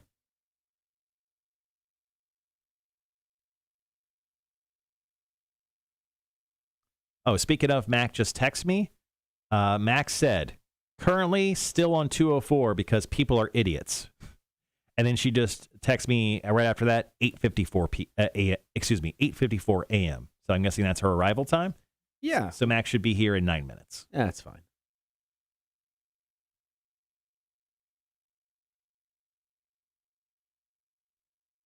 So the NBA kicked off, I believe it was last night. And people were mocking Russell Westbrook because he got traded to the Lakers from the Washington Wizards. Are they Wizards still? Yeah, they're Wizards. Yeah. They were the Bullets, remember that? But he got traded from the Wizards to the Lakers in the offseason. And apparently he was pretty terrible.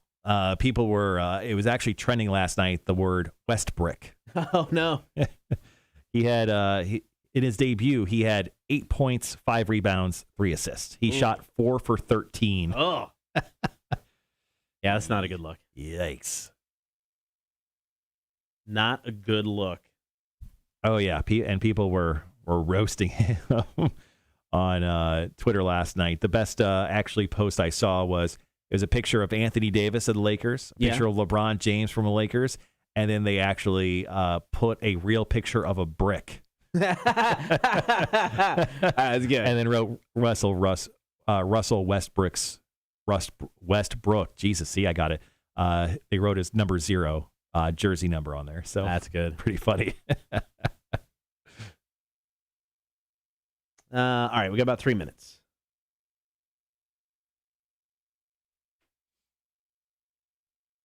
So with the Braves losing last night, what are the odds the Braves make it to the World Series? Obviously went down a little bit. Yeah. We were feeling good. We were pretty high on the Braves yesterday. I'm going to say as of now, still 85%. 85% going to the World Series. Okay. Yeah. Now, if they lose the next game, 50-50. Now, would you like to take any responsibility if they don't make it to the World Series? No. None whatsoever. None whatsoever. Jesus, man. You wield a lot of power, man. Yeah, so much. You wield a scepter of truth. So much every power. single morning. Sean says the Braves will be fine. That's what a Braves fan would say. All right, 2 minutes. Going to talk about Black Panther, Wakanda Forever. Maybe you could be an extra in the movie. I didn't realize that Guardians of the Galaxy Volume 3 is going to film in Georgia as well. Yeah, I didn't either.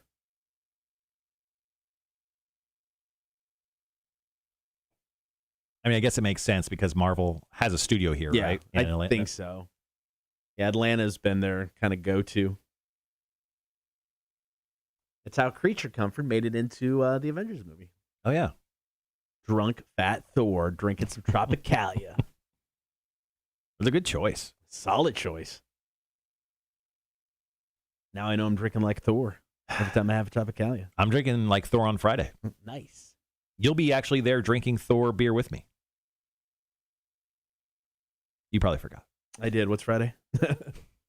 Friday, we're doing our show meeting. Oh, yeah, that thing. Yes. Yeah, no, that's yes. fine. Yeah, yeah. Thanks for. No, that I remember. I was thinking something was going on Friday night. What are we doing Friday night? But yeah, no, that's cool. Charles says, can I come in now for beers for breakfast? My shitty year keeps trending down. I need a morning drunk. Yeah, you just sit quietly in the corner. Just sit, actually, you sit quietly in the hallway, and you could drink beers in our vicinity. All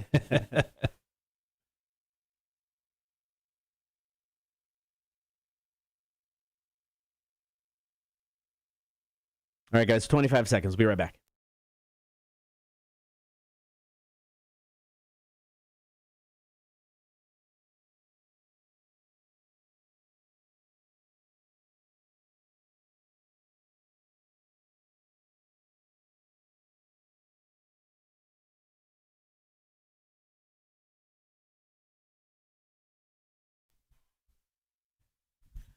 Want to be an extra in Black Panther Wakanda Forever? Well, they're looking for some extra work here in the area. Details coming up.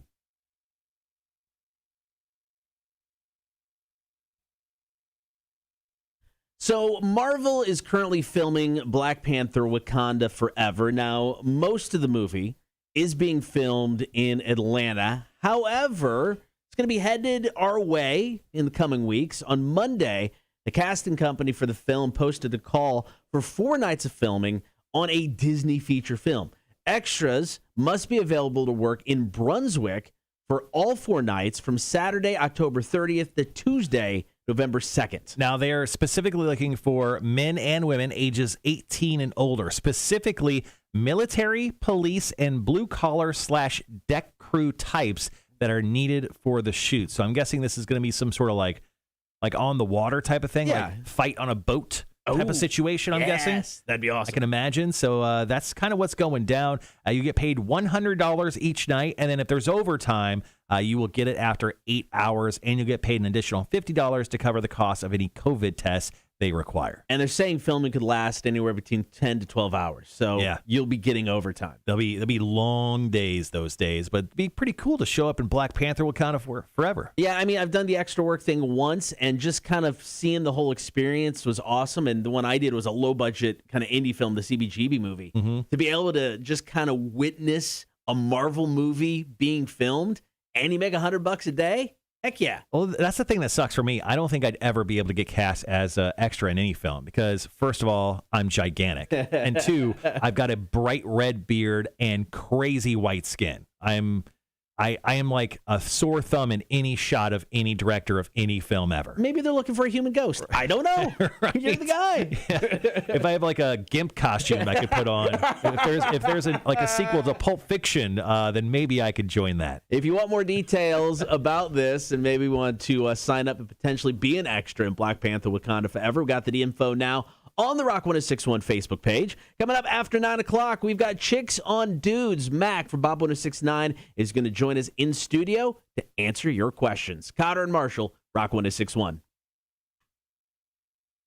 I'm just going over the questions real quickly, and got some real interesting ones this week. The first one that we got from someone, I've been hearing oddly. I read something recently about this. Really? Yeah.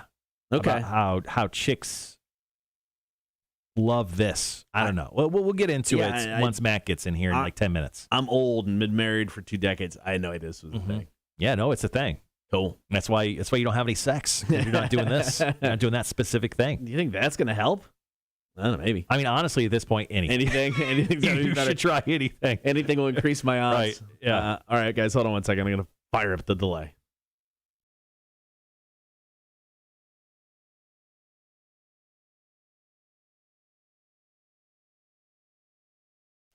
Okay, we're back.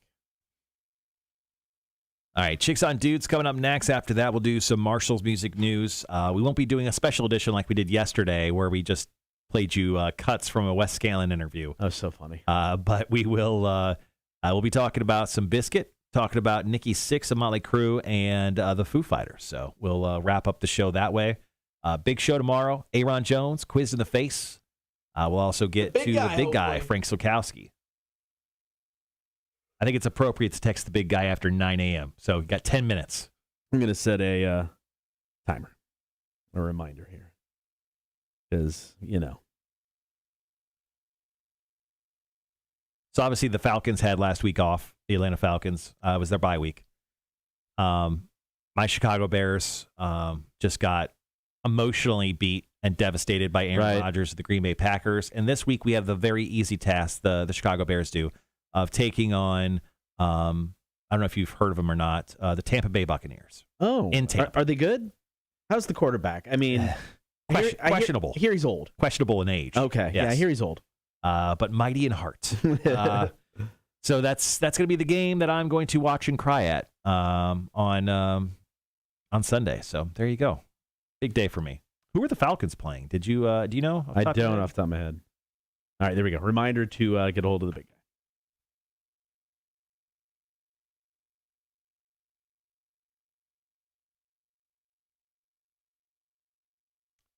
guy. Take it on Miami. Oh, yeah. We talked about that yesterday. Yeah, Miami kind of sucks. Yeah. So that's possible. Saying Maybe. There's a chance. Maybe there's a chance. But here's the thing. Tua just came back last week, and I picked him up in one of my leagues as my backup because I didn't have one. He took on Jacksonville last week, and Atlanta and Jacksonville are kind of defensively terrible. Right. I mean, Tua threw for 300 yards and 2 touchdowns. Oh, that's not bad. And then had like 3 rushes for 20 yards. So I'm hoping Tua does pretty well against the Falcons. Sorry, everyone. If he could just rush in 2 touchdowns, there you go. That would probably be enough points for me. And Falcons can win, and it'll be fine. Mm-hmm. My number 1 quarterback, Josh Allen, week off after an unfortunate loss to the Titans. Yeah, I had some unfortunate drafting, and I think in both of my leagues, I've got like 3 players with bye weeks this week. So I'm going to have to go through and actually put some effort into it because I haven't at all, and it shows. I luckily won the other day with a guy on the bench, who was I never took out of my starting rotation. Yeah. Have a great day, Sean. Good luck with everything.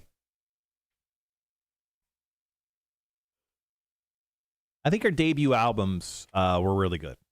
Yeah, I think all of those. I think those were solid lists. You chose a very grungy top 3. GNR, Pearl Jam, STP. Yeah. I went even grungier as well. 9 Inch Nails, Weezer, and then Wu-Tang for number 3. Yeah, other ones that I had on there, Led Zeppelin's debut album. Yeah. I was looking at some debut albums just aren't good. Nirvana's Bleach is fine, but I wouldn't call it one of the best ever. No. The wild card that I had on my list was Black Crowes Shake Your Money Maker. I hear you talk about that one a lot. Dude, I remember that one. Such a good album. And I mean, it was a wild card on there, but I mean, STP and Cord just personally, meant more to me. But man, is it a good record. So. Yeah, I think I had on the list. I mean, I had Kanye West on there as College Dropouts. I don't think I really had much. I put Beastie Boys on it, but I'm like, we already talked about it. So but it is such a great record. But I mean, I don't know. To me, you can't beat Appetite for Destruction. Wanda says, has anyone played The Evil Within? I'm installing it now because I've only been playing Red Dead Redemption 2. I've actually played The Evil Within. Excuse me. Good. Excuse me. So, it was so hard I stopped playing. And it is so The Evil Within was created by the guys who did Resident Evil. So it's like a Resident Evil game, right. And with a crazy, silly story. So.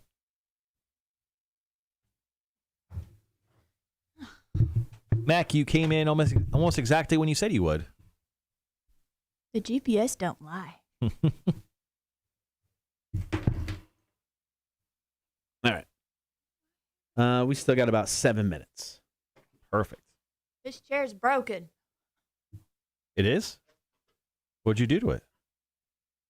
I didn't do it. Is it Cotter? Is that why you switched the chair to that one? No, it was switched when I came in. Oh. This week. Somebody else switched it. I blame Jake. Does anyone else want to not blame Jake? No, we're all blaming Jake. I'm all for blaming Jake. All right, cool. I'm Jake all broke right the with chair. that. Great. I like to blame him for most things.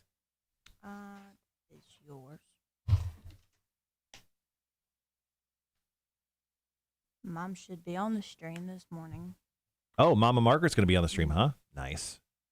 Greg says, I got to go do more of that living thing. Have a great day all. Hashtag, I should have been a radio personality. I don't think we can blame Tim Janier for a broken chair. We can blame him if he doesn't fix it. He was a close second. Yeah, he was. How's everything going, Mac? I feel like we haven't talked to you in forever. It's going. Yeah? Mm-hmm. What's new with you? Not very much. Okay.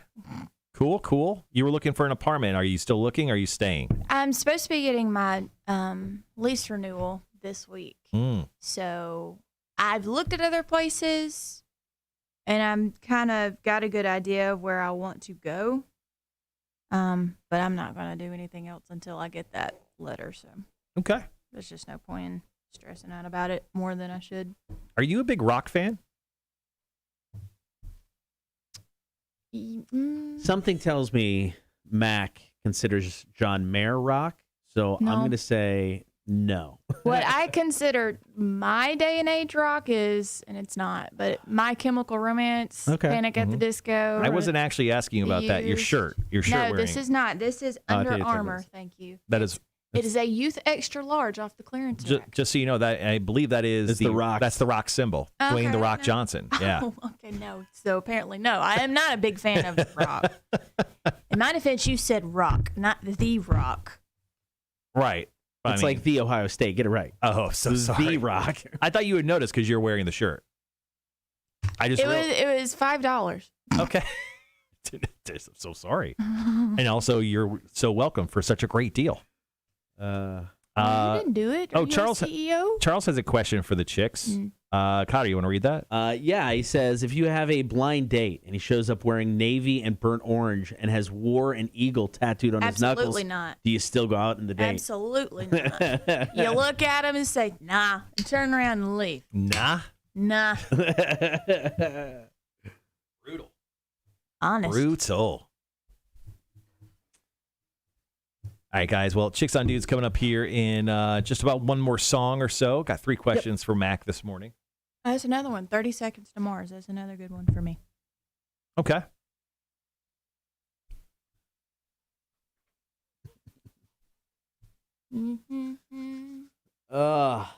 It's funny that you brought the shirt up because when I looked at it, funny story. When I looked at it, I was like, they're going to think I'm like a Texas Longhorn fan or something. And then I looked at the tag and it said rock. And I was like, oh, that's a cool thing that they're doing for the kids. I didn't put two and two For the two and two children. together. For the children. Oh, Mama Margaret even chimed in. Charles, hell no to the date. Oh. And you know that means business with how bad Mama Margaret wants Mac to go on a date. She is not like Auburn. And I if don't either. that was a no, oh, that means business. Wait, would War Eagle fit on your... You'd have to cram in. No. It fit on your knuckles. Will it? WAREAGLE. It's stupid. All right, so for a Torture Tuesday, you got to dress up as an Auburn fan. Put War Eagle on your forehead. For Torture Tuesday, you have to get your knuckles Tacky tattooed. colors? Yeah, sure. It shouldn't be hard. Wait, what's up? What's wrong with blue and burnt orange? Sort That of. blue and burnt orange is horrible because it's Auburn. Okay, I mean, Chicago Bears have a navy blue and an orange. We got about 3 minutes. Yes, I am very loyal. Thank you, Charles.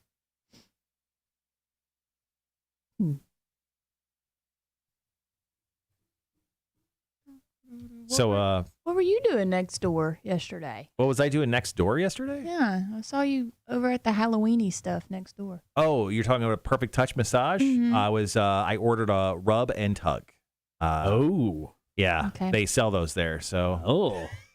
You're lucky, No, they you're lucky don't. Tony's not on the chat right now. she'd murder He me. might just come over and kick you in the junk. No, so my wife had a massage scheduled for this past Friday, but unfortunately we've been having car trouble, and by we, I mean her, so that's obviously my problem. So we went out looking for cars instead of getting her massage, so I rescheduled her massage. Tony generally doesn't do that. You know, she doesn't, like, if you miss your massage appointment, you just miss the Right. massage appointment. But she likes me a lot, and I prepaid, as I do every time. So I went over there and talked to her, and she just talked my ear off about cars and life and other stuff. And we just sat down. We ate some candy, you know, just Of course you did. a couple gals gabbing. Did you eat all the Reese's peanut butter crap? Because I went in there for my facial yesterday, and that's all I wanted. There was one at the bottom of the barrel. I had one Reese's peanut butter bats, and then I had one Almond Joy yesterday. That's all I did. With y'all with Almond Joy. What's wrong with Almond Joy? Effing delicious. So I took two. I love Almond Joy. I took two. Or Mounds. Which one has nuts? Almond Joy. No, it's Mounds. Mounds has nuts. Almond Joy does have has some nuts. kind of- Mounds don't. Yeah.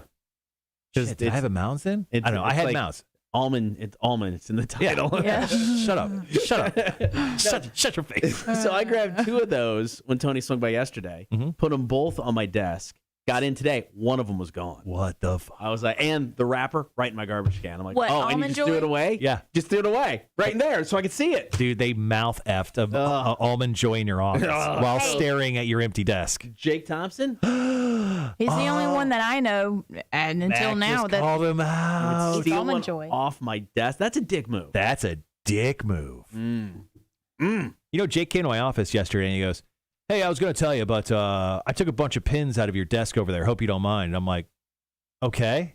And then he just said, all right, and then left. He didn't talk about like replacing him or anything. He's just like, I stole stuff from you and I won't be giving it back, but I wanted you to know. The Jake Thompson character is a real dick. He really is. He's eating your candy. He's yeah. stealing my pens.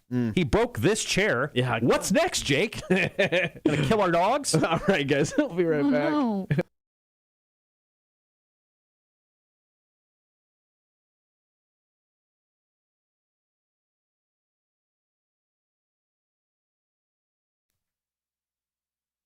It is the Cotter and Marshall Show. It is time for Chicks on Dudes. Joined in studio from Bob 1069. It is Mac. Good morning, Mac. Morning. What's that face? What are you You making? coughed as a ooh. I did a little cough.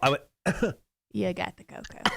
You got the cocoa. I don't have the cocoa. I've been shot up with all the vaccines. I need to get my booster. Anyways. Yeah. Continue. All right. Chicks on Dudes. Your opportunity to ask Mac maybe a question you don't want to ask somebody face to face. All you got to do is email it into the show, kmshow@rock1061.com. All right. Question number 1. Morning, Mac. Morning. Question number 1 for Chicks on Dudes this morning. And Mac, I hope you're ready. Yep. Sup, chicks? Can someone explain to me why girls like us in gray sweatpants? Why not black or any other color? Why gray specifically? And I actually read an article or a question from someone recently where a girl said, I really like a guy fresh out of the shower, white T-shirt, gray sweatpants with their hair kind of wet or messy. Yeah. Why do chicks like that? It does look very nice. I'm going to say it's not my fault. Sorry, with the finger over there on the lever. Gray sweatpants. So there's a fashion tip, just in case you're wondering. If you wear anything black, it slims everything, right? Gray does the opposite. It kind of like causes attention to that area. Oh, okay. So you're saying So gray is the color of love. I would think so. There's girthiness to it. Right. Not this one. Not the one I'm wearing today. Your shoulders look very large. Yeah. Once again, can someone explain to me why girls like us in gray sweatpants? Yeah, I guess that is a very good answer. But the rest of the colors, not so great. So they're more slimming. how many pairs of gray sweatpants should a gentleman own for this very reason? Now that we know. Depends on his lifestyle. Question though. Yeah. If the gray sweatpants only make things appear larger, Right. and then when the situation arises, no pun intended, and it's not what was promised, is there a disappointment factor Probably. in the unveiling? Probably. So wait, are gray sweatpants like the rear view mirror in your car or like your side mirrors? They may appear larger. Is that the equivalent? Is that what we're So if thinking? I was standing in gray sweatpants and you're looking at me in a rearview mirror, Dude. John Holmes. Something like that. All right, Connor, let's go to our next question. All right. Hey, Mac, Cotter and Marshall, sit down. Wait a minute, we are sitting That's down. rude. Do girls' sex drives come spontaneously? There's lots of jokes there. Mac, go ahead and kick that one off. Do girls' sex drives come spontaneously? I think it depends, but yes. Depends on what, though? I guess it's preference. The moon I and the don't know. tides or something? Or like... I mean, how many beers you've had, if you really find them attractive, if it's just like right after that time of the month, and because that happens. That's normal. Okay. So do you think guys should know more about the times of the month so they can capitalize on this? Absolutely. So guys should have like a little calendar reminder in their phone saying around this time wear gray sweatpants. So I know a lot of females that have an app that tracks that. Sure. Right? Guys should download Guys should do that too. Right. It's not just for girls. Yeah, why don't they make an app for that? Like, it's a girl They do. period tracker. It's a guy post period tracker. Like, we should Just yeah. download the same That's app. an app idea. Someone, you could have that for free. Make that, but we get partial credit. We get like our names like in the subtext There of you the go. But I creators. mentioned it first. So. Okay, so Mac is first, and And me, I'm and then broke. and then Cotter. All right, there you go. First 2 questions are down. We got one more to go. We'll get to that next. First, brand new Papa Roach. Here's Kill the Noise. Cotter and Marshall, Rock 106.1.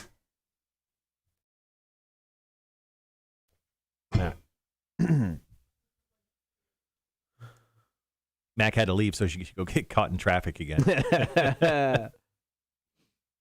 All right, guys, 2 more questions. We've got Marshall's Music News that'll wrap up the show today. Thank you so much for hanging out with us here on the live stream. Wanda says, yep, definitely at a woman's cycle, the mood escalates. Yeah, there you go.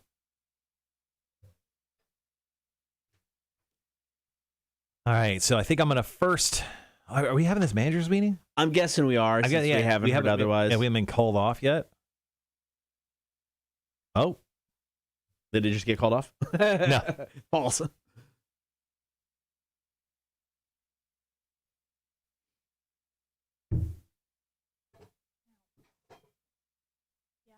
Yeah, I almost wore closed-toed shoes today. I did not.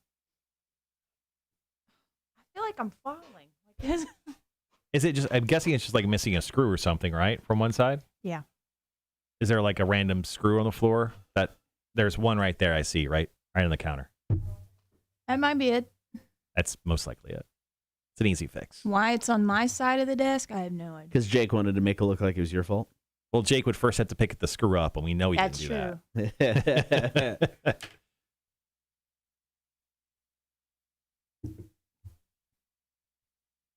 All right, we got about 90 seconds.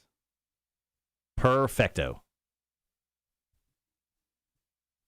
I have to tell y'all a story about how I blew somebody off. Okay. Like, ignored them, blew them off. Let me just go ahead and put that out there. You sickos. All right. Well, tell us after this next break. We got 1 minute before we go back on.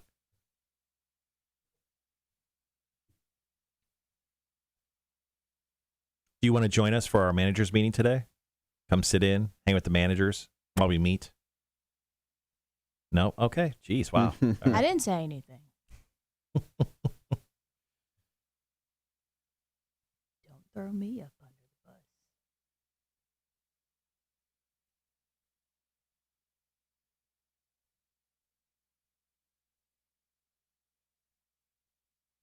It's very quiet. All right, got about 30 seconds. We'll be right back.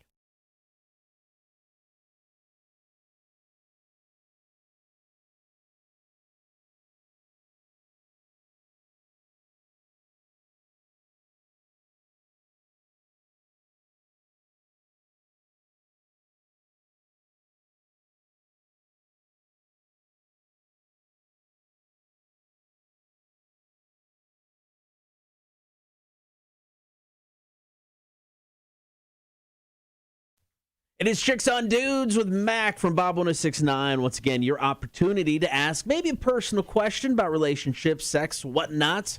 Don't want to ask somebody face to face. All you got to do is drop us an email. Is the KM Show or KM Show at rock1061.com.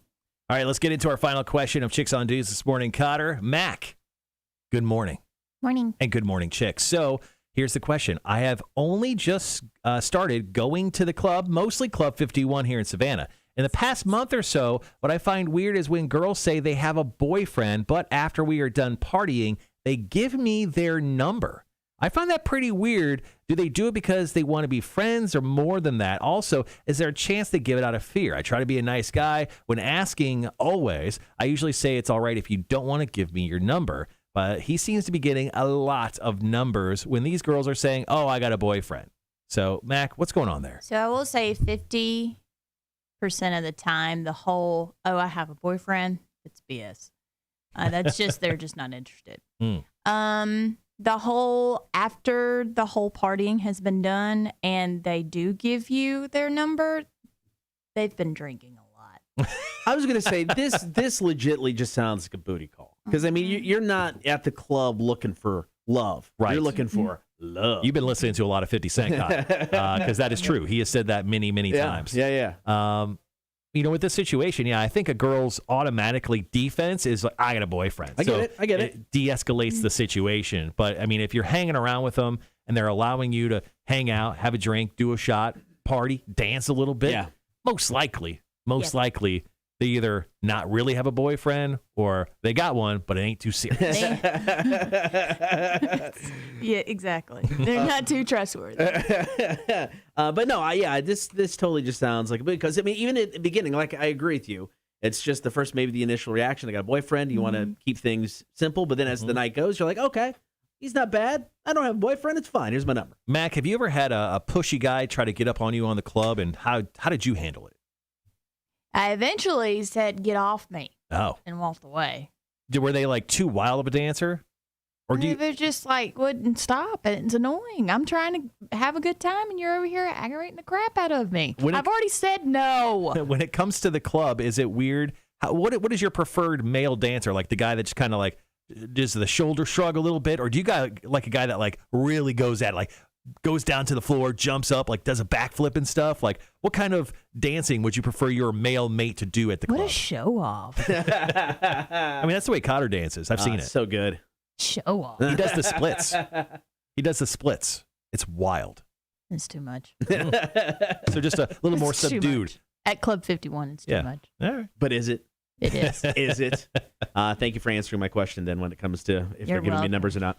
All right, there you go. Chicks on Dudes. If you got a question for Mac, hit us up with the email, kmshow@rock1061.com. Mac, thank you so much. Welcome.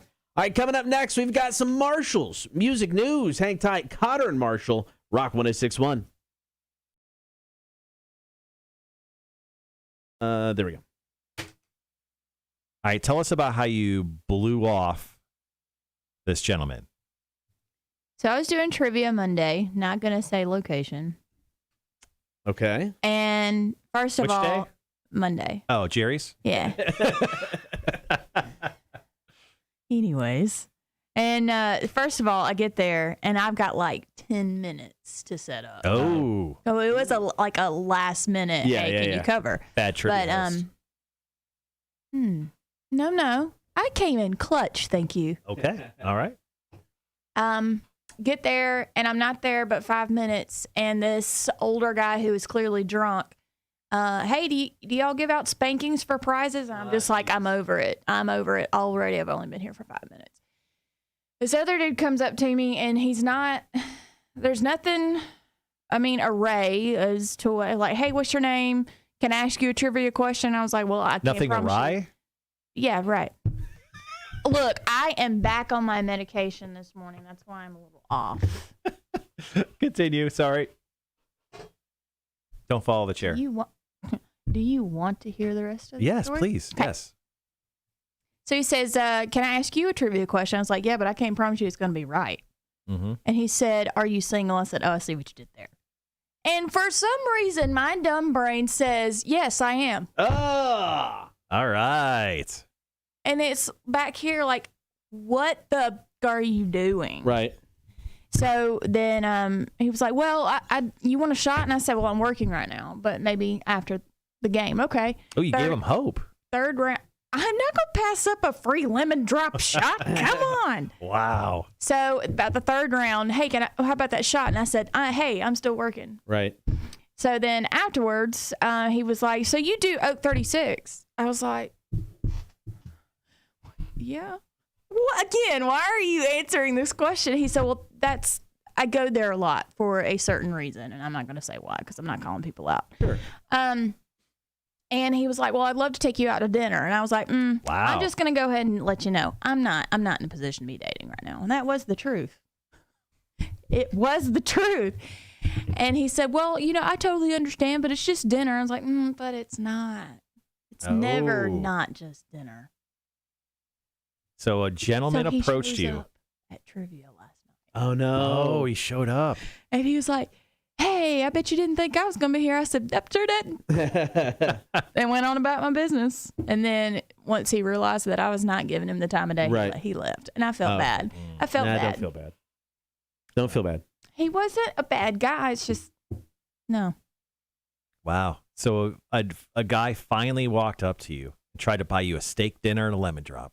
I could say shut him more, down. but then I'd come off as a bad word. So No, Okay. I don't think so.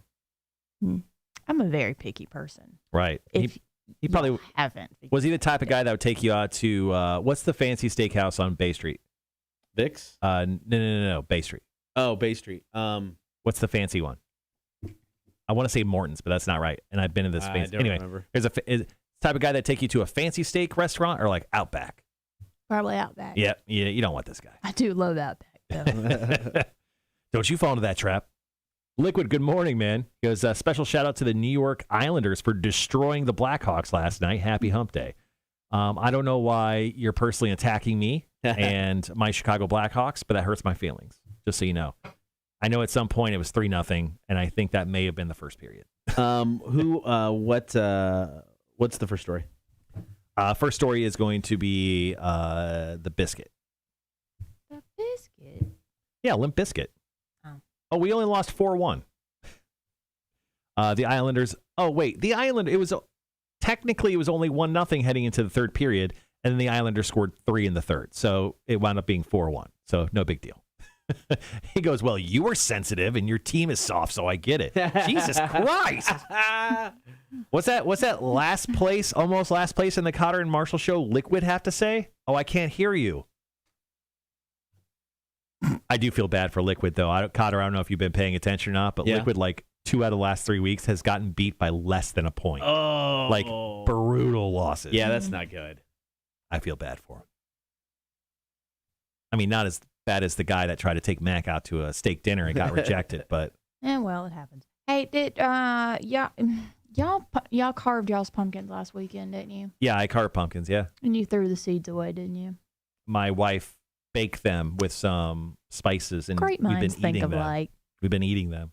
That's what I'm doing this weekend. Yeah, speaking of, I don't know, I think I showed this off on the stream already, but Yeah, those are good. I carved some pumpkins this weekend. My wife did Skeletor there, and I did the Bride of Frankenstein. I'm currently watching all the classic horror films, like the originals for the most part. So I watched Dracula the other day, 1934. Bride of Frankenstein, I think, came out in 36. Nice. So I have the Invisible Man and the Wolf Man on deck. Nice. So I'm the Invisible Man actually didn't come out till like 1954, like 20 Really? years after these like original wow, monster okay. films. Yeah. Thank you, Mike. I've still got to watch Candyman. The new one? No, good. well, the old one and the new one. Oh, yeah. Yeah, just watch. I don't know. Candyman 2 is not bad. I would watch Candyman 1 and 2, the originals. And then, So watch the sequel too. yeah, watch Candyman 1 and 2. And then, yeah, watch the new film. The new film's really good. I really enjoyed it. I've heard great things. But if you're looking for boobs, that first movie, king of the Candyman boobs. is Really? Candyman 1. So many boobs. Michael Madsen's sister, Virginia Madsen, stars in it. Yeah. Boobs. Really? Yep. Lots of them. Multiple boob shots. Okay, good to know. Halloween Kills. Did y'all see that yet? Yes. Watched it this past Friday. I can't. Why? I just feel like it's the same story all over again. Of course it's the same story. It's a dude in a William Shatner mask that walks around and murders people. That's all he does. And then is he sort of immortal? Is he unkillable? I don't know. But the dude gets absolutely messed up every which way. Hit by cars, stabbed, and I'm not talking about the newest film. See, It's that's funny. Oh, it's not scary. if a guy gets stabbed, it's not funny. Or excuse me, it's not scary, it's funny. On the movies, it's funny. Sometimes in real life. Depends on the person. The Strangers is probably the scariest movie I've ever seen in my entire life. And only because I used to live out in the boondocks. Yeah, I get that. Have you ever watched Phantasm? Mm-mm. Cotter is the king of Phantasm. You should watch Phantasm. It's pretty I've awesome. never They're all heard on of that. NBC, right? Peacock? Yeah. Peacock? Nice. The second one, like I said, it was on like Tribi or something, but I was able to watch it. Yeah, they are old school, low budget, especially that first one, but not in a bad way, horror movie. and they get better as they go because they actually have a little bit more of a budget and just kind of develop the mythology of everything, and it's actually pretty good. It's pretty ridiculous. Yeah, I love it's it. totally ridiculous, but that's why it's awesome. One of the sorry, my voice is going out. One of the questions for trivia last night had something to do with Rosemary's Baby, and that's one of the ones I didn't get. The majority of those I did on that round. But somebody wrote, and they didn't get it either, but they wrote it was Cock on the Hill. It kinda, Oh, it's the picture. kind of looks It's like the movie photo. Yeah. The movie poster. Yeah, and it's like her. Yeah. That's Nobody got Evil Dead. Nobody. Really? Yeah. That surprises me. Love the Evil Dead. I love Evil Dead. Have you seen all 3 films? Evil Dead 1, 2, and Army of Darkness? This one. You It watched was the so good. It was so much. You watched season 3 of You an entire weekend, but you haven't seen Evil Dead 2 It's or Army of Darkness? Such a good show. So Evil Dead 2 is basically Evil Dead 1 with just a hair bit more of a budget. And Exactly. Then you've got Army of Darkness, which is just a different movie altogether, and it's awesome. Okay. Yeah, Evil Dead 2 makes no sense because in the first film, as you know, they go to a cabin and they open up the Book of the Dead and the dead attacks them. Look, the second movie is just like, we're just gonna do it again. Yeah. they go back to like the same cabin and like, what are you doing? I was going to ask, is it in the same place or do they go back? It's they don't really say, but it's kind of in the same place, but it's more of a comedy, which is kind of it's much more I can comedy enjoy driven. it. And then You would love it. Army of Darkness is just badass crazy. Yeah, I need to- Funny. I need to check this out. More of a comedy. I'll swallow your soul. That is very funny. Mm-hmm. So good. All right, coming up 30 seconds with the first story of Marshall's Music News. Got 3 for you today. We'll also talk about Nikki Sixx. And our final story, we will talk about the Foo Fighters. All right, guys, be right back.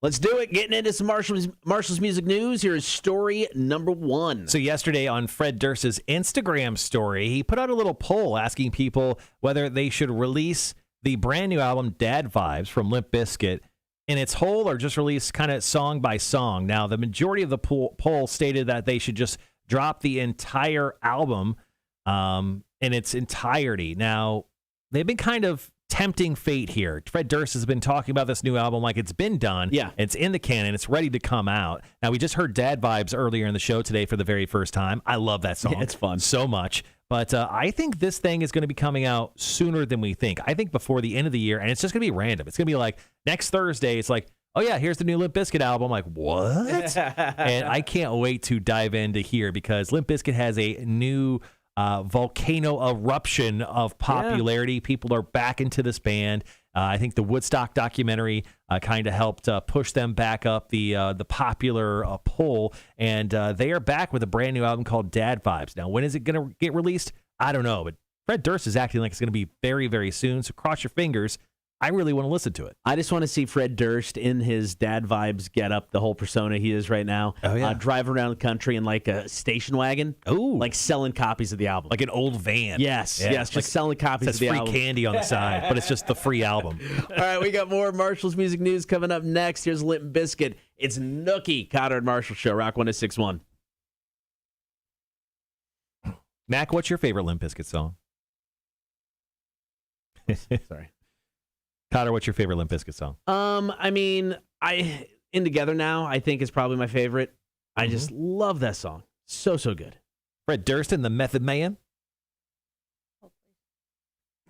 You know what song got too much airplay for Limp Bizkit that everyone loved, but I hated? What? Behind Blue Eyes. Their Agreed. cover of The Who's Behind Blue Eyes. Not a fan of it. Hated it. Hated it. And the speak and say or speak and spell, whatever it's in there, it doesn't need any of that. No, I agree with that. I mean, break stuff's always fun. Nookie's fine. Yeah, In Together, Rollin'. Well, I mean, that was a very popular song. Yeah, Undertaker used that as his entrance theme for a while. Oh, did he? Yeah. He did that when he was the motorcycle Undertaker. guy. Yeah, American Badass Undertaker. There you go. Yeah, and he did Kid Rock's American Badass. It was just those two songs, Yeah, right? yeah. Then it's just the dong. Excuse me? Exactly. What? The dong. The Undertaker dong. Oh, okay. Jesus Christ. What the fuck are you talking about? Undertaker dong. I didn't realize. Do people call it The that? dead man's dong. Yes. Dong. That's horrible. All right. Which one is it called? Is it called the dead man's dong or the dong? What is it The called? dong. Yes, Who calls it that? It's been called the dong for years. I don't know. Is it just you? Is it a funny thing that you thought up one night while drunk on the couch while watching professional wrestling? Oh, it's a dong. No, I don't know. I don't remember. Where I love the dong song. Dong, the dong, dong.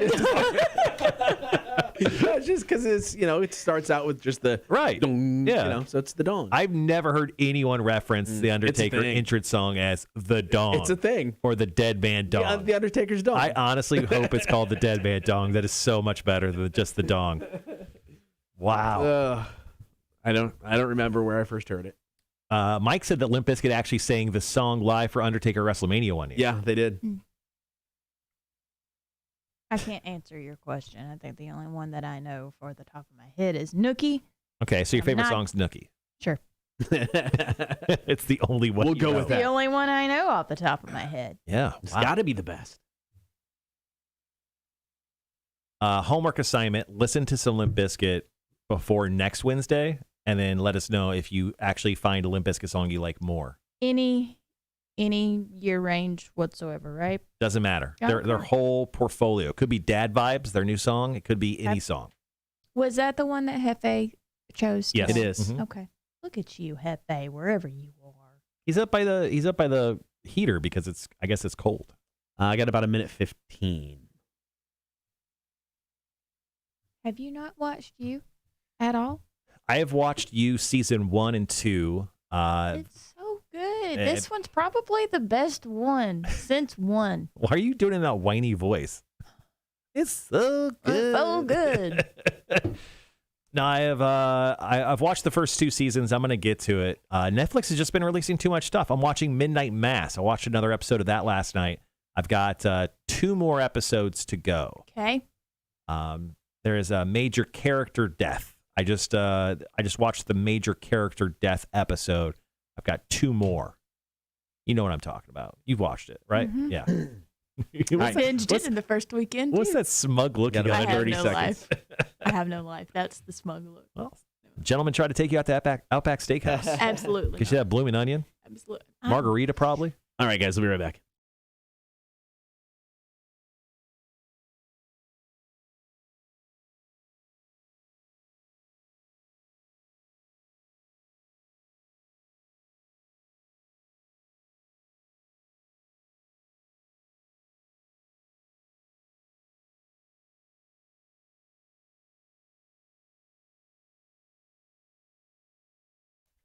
Story number 2, Marshall's music news. So Molly Crew bassist Nikki Sixx recently spoke about why he legally changed his given name. Now, his original name was like Frank Farana. Okay. He looks like a Farina? Frank. Yeah, He looks like a he's a Frank. big-time Frank guy. Yeah. Born in 1958. Nikki Sixx is getting up there. Anyway, he went on to say in his book that I was born Frank in 1958. A lot of messaging that I heard when I was a young boy about my dad and about my mom, and I ended up being raised by my grandparents, and I kind of carried that with me. When I got into that time in my life when I first started to become of age and the hormones, discovering rock and roll, by the time I got to a place where I was playing in bands and I didn't want to carry my dad's name with me anymore. So I finally changed my name to Nikki Sixx legally. He goes, moving forward, I am Nikki Sixx everywhere.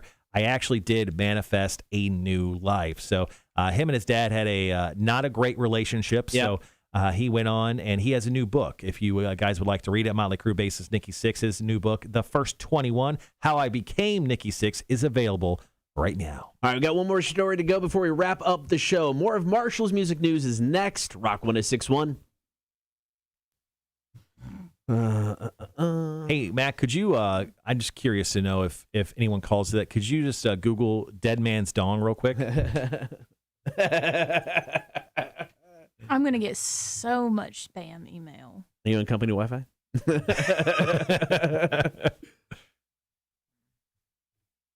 worry, you can't get fired here. Jake's stealing stuff from both Cotter and I, Okay. and he breaks chairs.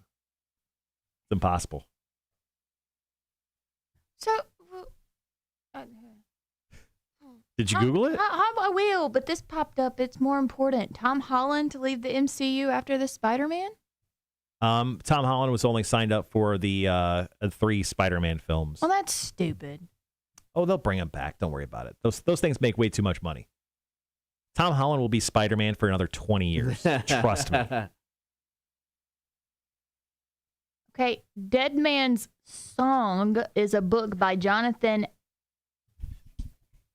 Mayberry. Mayberry?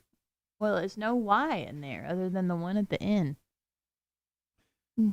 It's showing me It's showing me results for Dead Man's Song.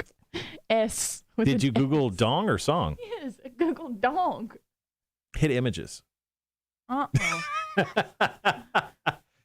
this was on Reddit. So anyway, I was curious if anyone has a recording of The Undertaker's bell. Some say The Undertaker's dong is the most intimidating thing. The road to WrestleMania, Undertaker's dong strikes back. I love that. So see? Wow. It's not just me.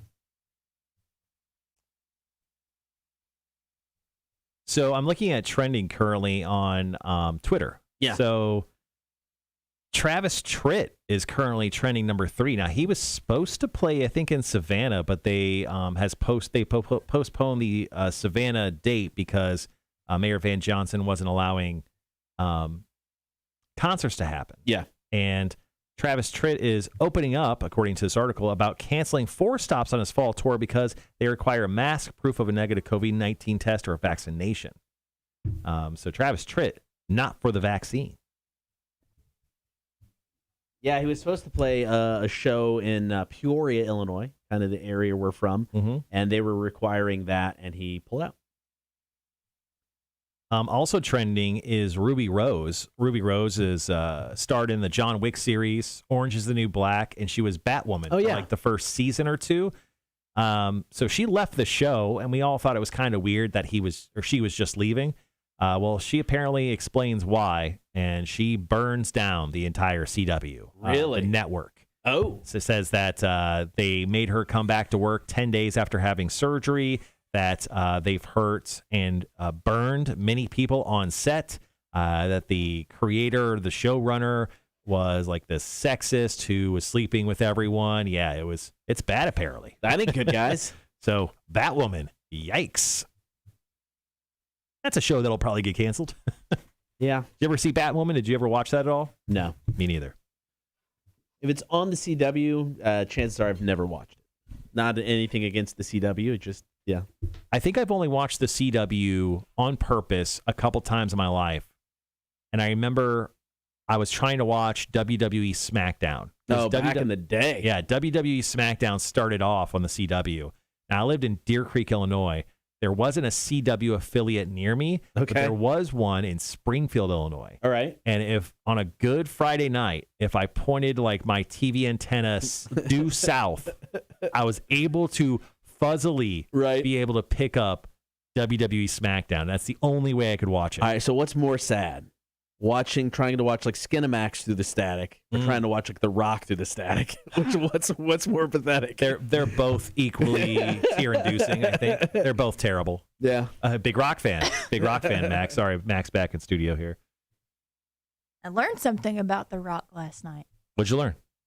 That he's gonna be in the DC universe as Black Adam. Dadgummit, why wouldn't you let me guess it? Because you talk so slow, so you're so southern. It hurt. Like, I've got stuff to do. Look, it wasn't my decision for you to have a redneck sounding person on your show. Okay? Mm-hmm. Yep. I appreciate it. Right. Well, it was you or Jake Thompson, so. Yeah, well. He's not allowed in studio. Yeah, he's not allowed in here. I have an appointment with a possible relocation. Oh, you're gonna find like a new apartment type deal? This is actually Good job. Oh, good for you. I ain't going nowhere. Lord willing. Chatham Classic Homes. Oh. It's a trailer park, but it's a nice trailer park. And I know the people that live right in front of it, and they have 24-hour maintenance and surveillance. Oh. So What's it called? Savannah Classic? Chatham. Chatham. Classic. Chatham. Homes. so the girl from Alabama I've Yes. never lived in a trailer before. is moving There's to nothing wrong with is it. moving to Georgia to live in her first trailer. Broke bitch problems. Nathan says he watched a few seasons of The Flash on the CW, but it got bad. Oh, there it is. There it is. No department head. What? Really waiting last second on that.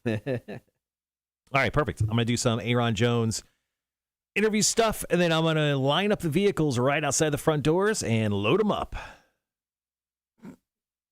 Load them up. The better question is, what should I have for lunch today?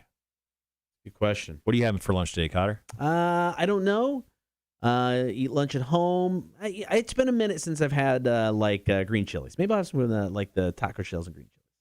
Yeah, I went through green chili phase recently. I actually almost texted you while you were on vacation. Yeah. I just thought Austin would have like giant jars of green chilies, kind of like what Tony, our next door neighbor, gave you. Right. I just imagined they would be available there, and I almost text you to say, if they got a jar of that, bring some back, because the only ones we could find here is that little cup. Yeah. From Kroger, and I literally ate like 2 of those in about a week. Oh, I just, dude, I'll eat one of those or 2 of those in like 2 days. Yeah, you tipped me off to those, and now I'm sort of slightly addicted to They're those. so like good. Sandwiches, like I just Yeah. like throwing them on sandwiches. Oh, put them on anything. Yeah. Kroger did have actual the green chilies that you could roast, Yeah. Mhm. and roast them wasn't bad, and you could freeze those. Because my aunt, it's like she gets her green chilies from New Mexico. She still has friends that live there. Mhm. So I when I was there, a couple weeks back, I was out in the beer fridge in the garage, and I opened up the freezer side of it, and it's just loaded with green chilies. I'm like, this is amazing.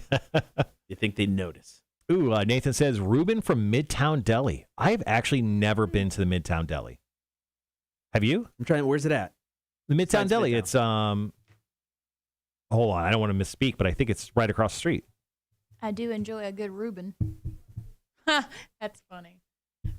So it's right next to, it's where that Chili's is on Abercorn. It's in the shopping complex. Oh, yeah, I have been there. It's good. Right next to World Market. Yep, I have been there. Or what used to be World Market. I think, ironically enough, I think I was eating there the day I found out which one of the Beastie Boys passed away. Oh my gosh, MCA? Maybe. No. I don't remember. I was eating at that deli the day I found out he passed away. I was there when I found out. Yeah, MCA. Yep. Yeah. So, yeah, I was there when I found out. So, yes, that was the time I was there. Fun fact about Adam Yaw, MCA. Yeah. Walked by him in a casino once, pearled palms, playing blackjack. Walked right by him. I said, Nice. holy shnikes. There's MCA. And then I stopped for a second, and I was behind him. Right. And then I thought to myself, well, don't want to be a creep and interrupt the man while he's playing craps. I'm just going to continue walking on. Yeah. I kind of wish I would have, though. Yeah, I get that. Hey, MCA, can I get a picture real quick? Turn around. He's like, I'm playing. I don't care. You're going to be dead of cancer soon. Ooh. What if I knew? Hey, MCA, you're not going to like this news. I'm time traveler, Marshall. Here's the Future Marshall told me a little secret. Doesn't turn out very well for you. Nathan says, behind the Verizon store and Chili's in the shopping center. Yeah, great New York-style deli sandwiches. Nathan, have you ever been to Rocco's over on in Sandfly? that place is legit. Rocco's is real nice. Rockies or Rocco's? I always mess it up. Rockies? I think it's Rockies. Yeah, it's Rocky's New York Deli and Italian Catering. It's over by Tequila Town in Sandfly. That place is legit. Who else do I know lives in Asheville? Mama Margaret says, I knew it was coming, but it's a Georgia girl moving to a trailer park. Is your mom pro you moving to a trailer park? When I brought it up, she said, you know what's funny is when I was first looking for places to move to when I got here, she said that was one of the things that was at the top of my list, but she said, I didn't think you'd go for it. And I said, look, they're not bad at all. Yeah. And it's It start out with 2-bed, and the website advertises $1,095, which is $1,095 a month. Thank you. I don't know. Thank you so much for. You're welcome. I know we're dumb, but like. Now I'm dumb. I got just over 2 minutes.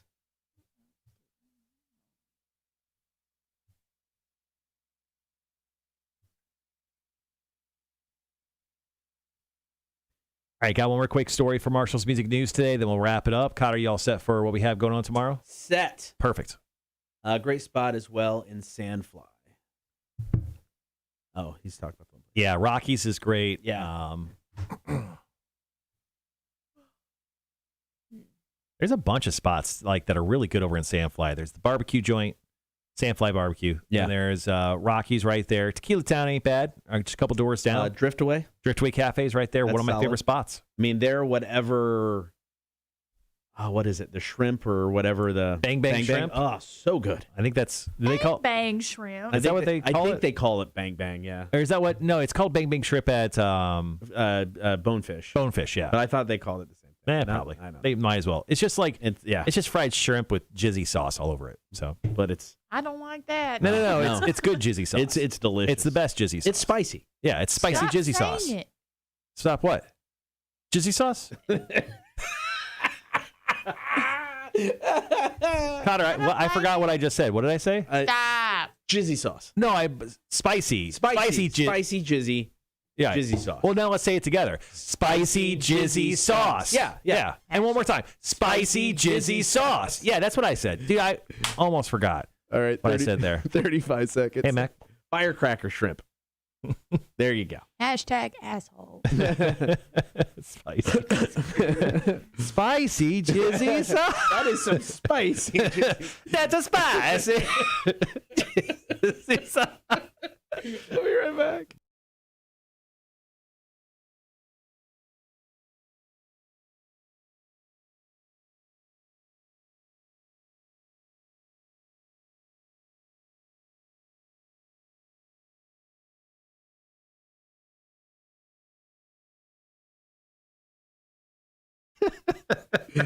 Before we get out of here, So spicy. by the way, if you don't watch the stream, it's highly recommended you watch the show. Facebook, YouTube, and Twitch each and every morning. We're on the stream constantly during breaks, during songs, hanging out, having fun. You miss a whole other show if you're not watching the stream.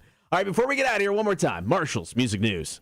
All right, guys, we're just a couple weeks out from the 36th annual induction ceremony for the Rock and Roll Hall of Fame, and more details have come out in regards to people who will be inducting these artists into the hall. So for the Foo Fighters this year, Sir Paul McCartney is going to be inducting them. Now, McCartney and Dave Grohl have a long history with one another. Grohl once performed as part of the backbeat band for the Beatles-centric movie of the same name and also took part in the Grammys Beatles tribute. He and McCartney also teamed up for the Sound City soundtrack for the song Cut Me Some Slack, with fans dubbing the pairing Sirvana. Get it? Sir Paul Nirvana.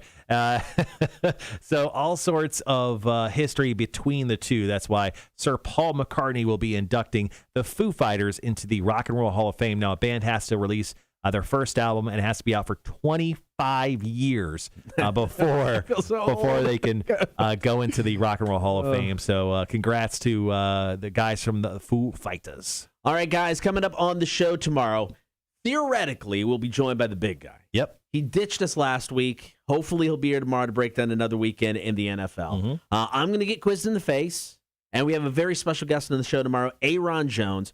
We're actually going to talk to him here in a couple hours. He's going to play a song for us.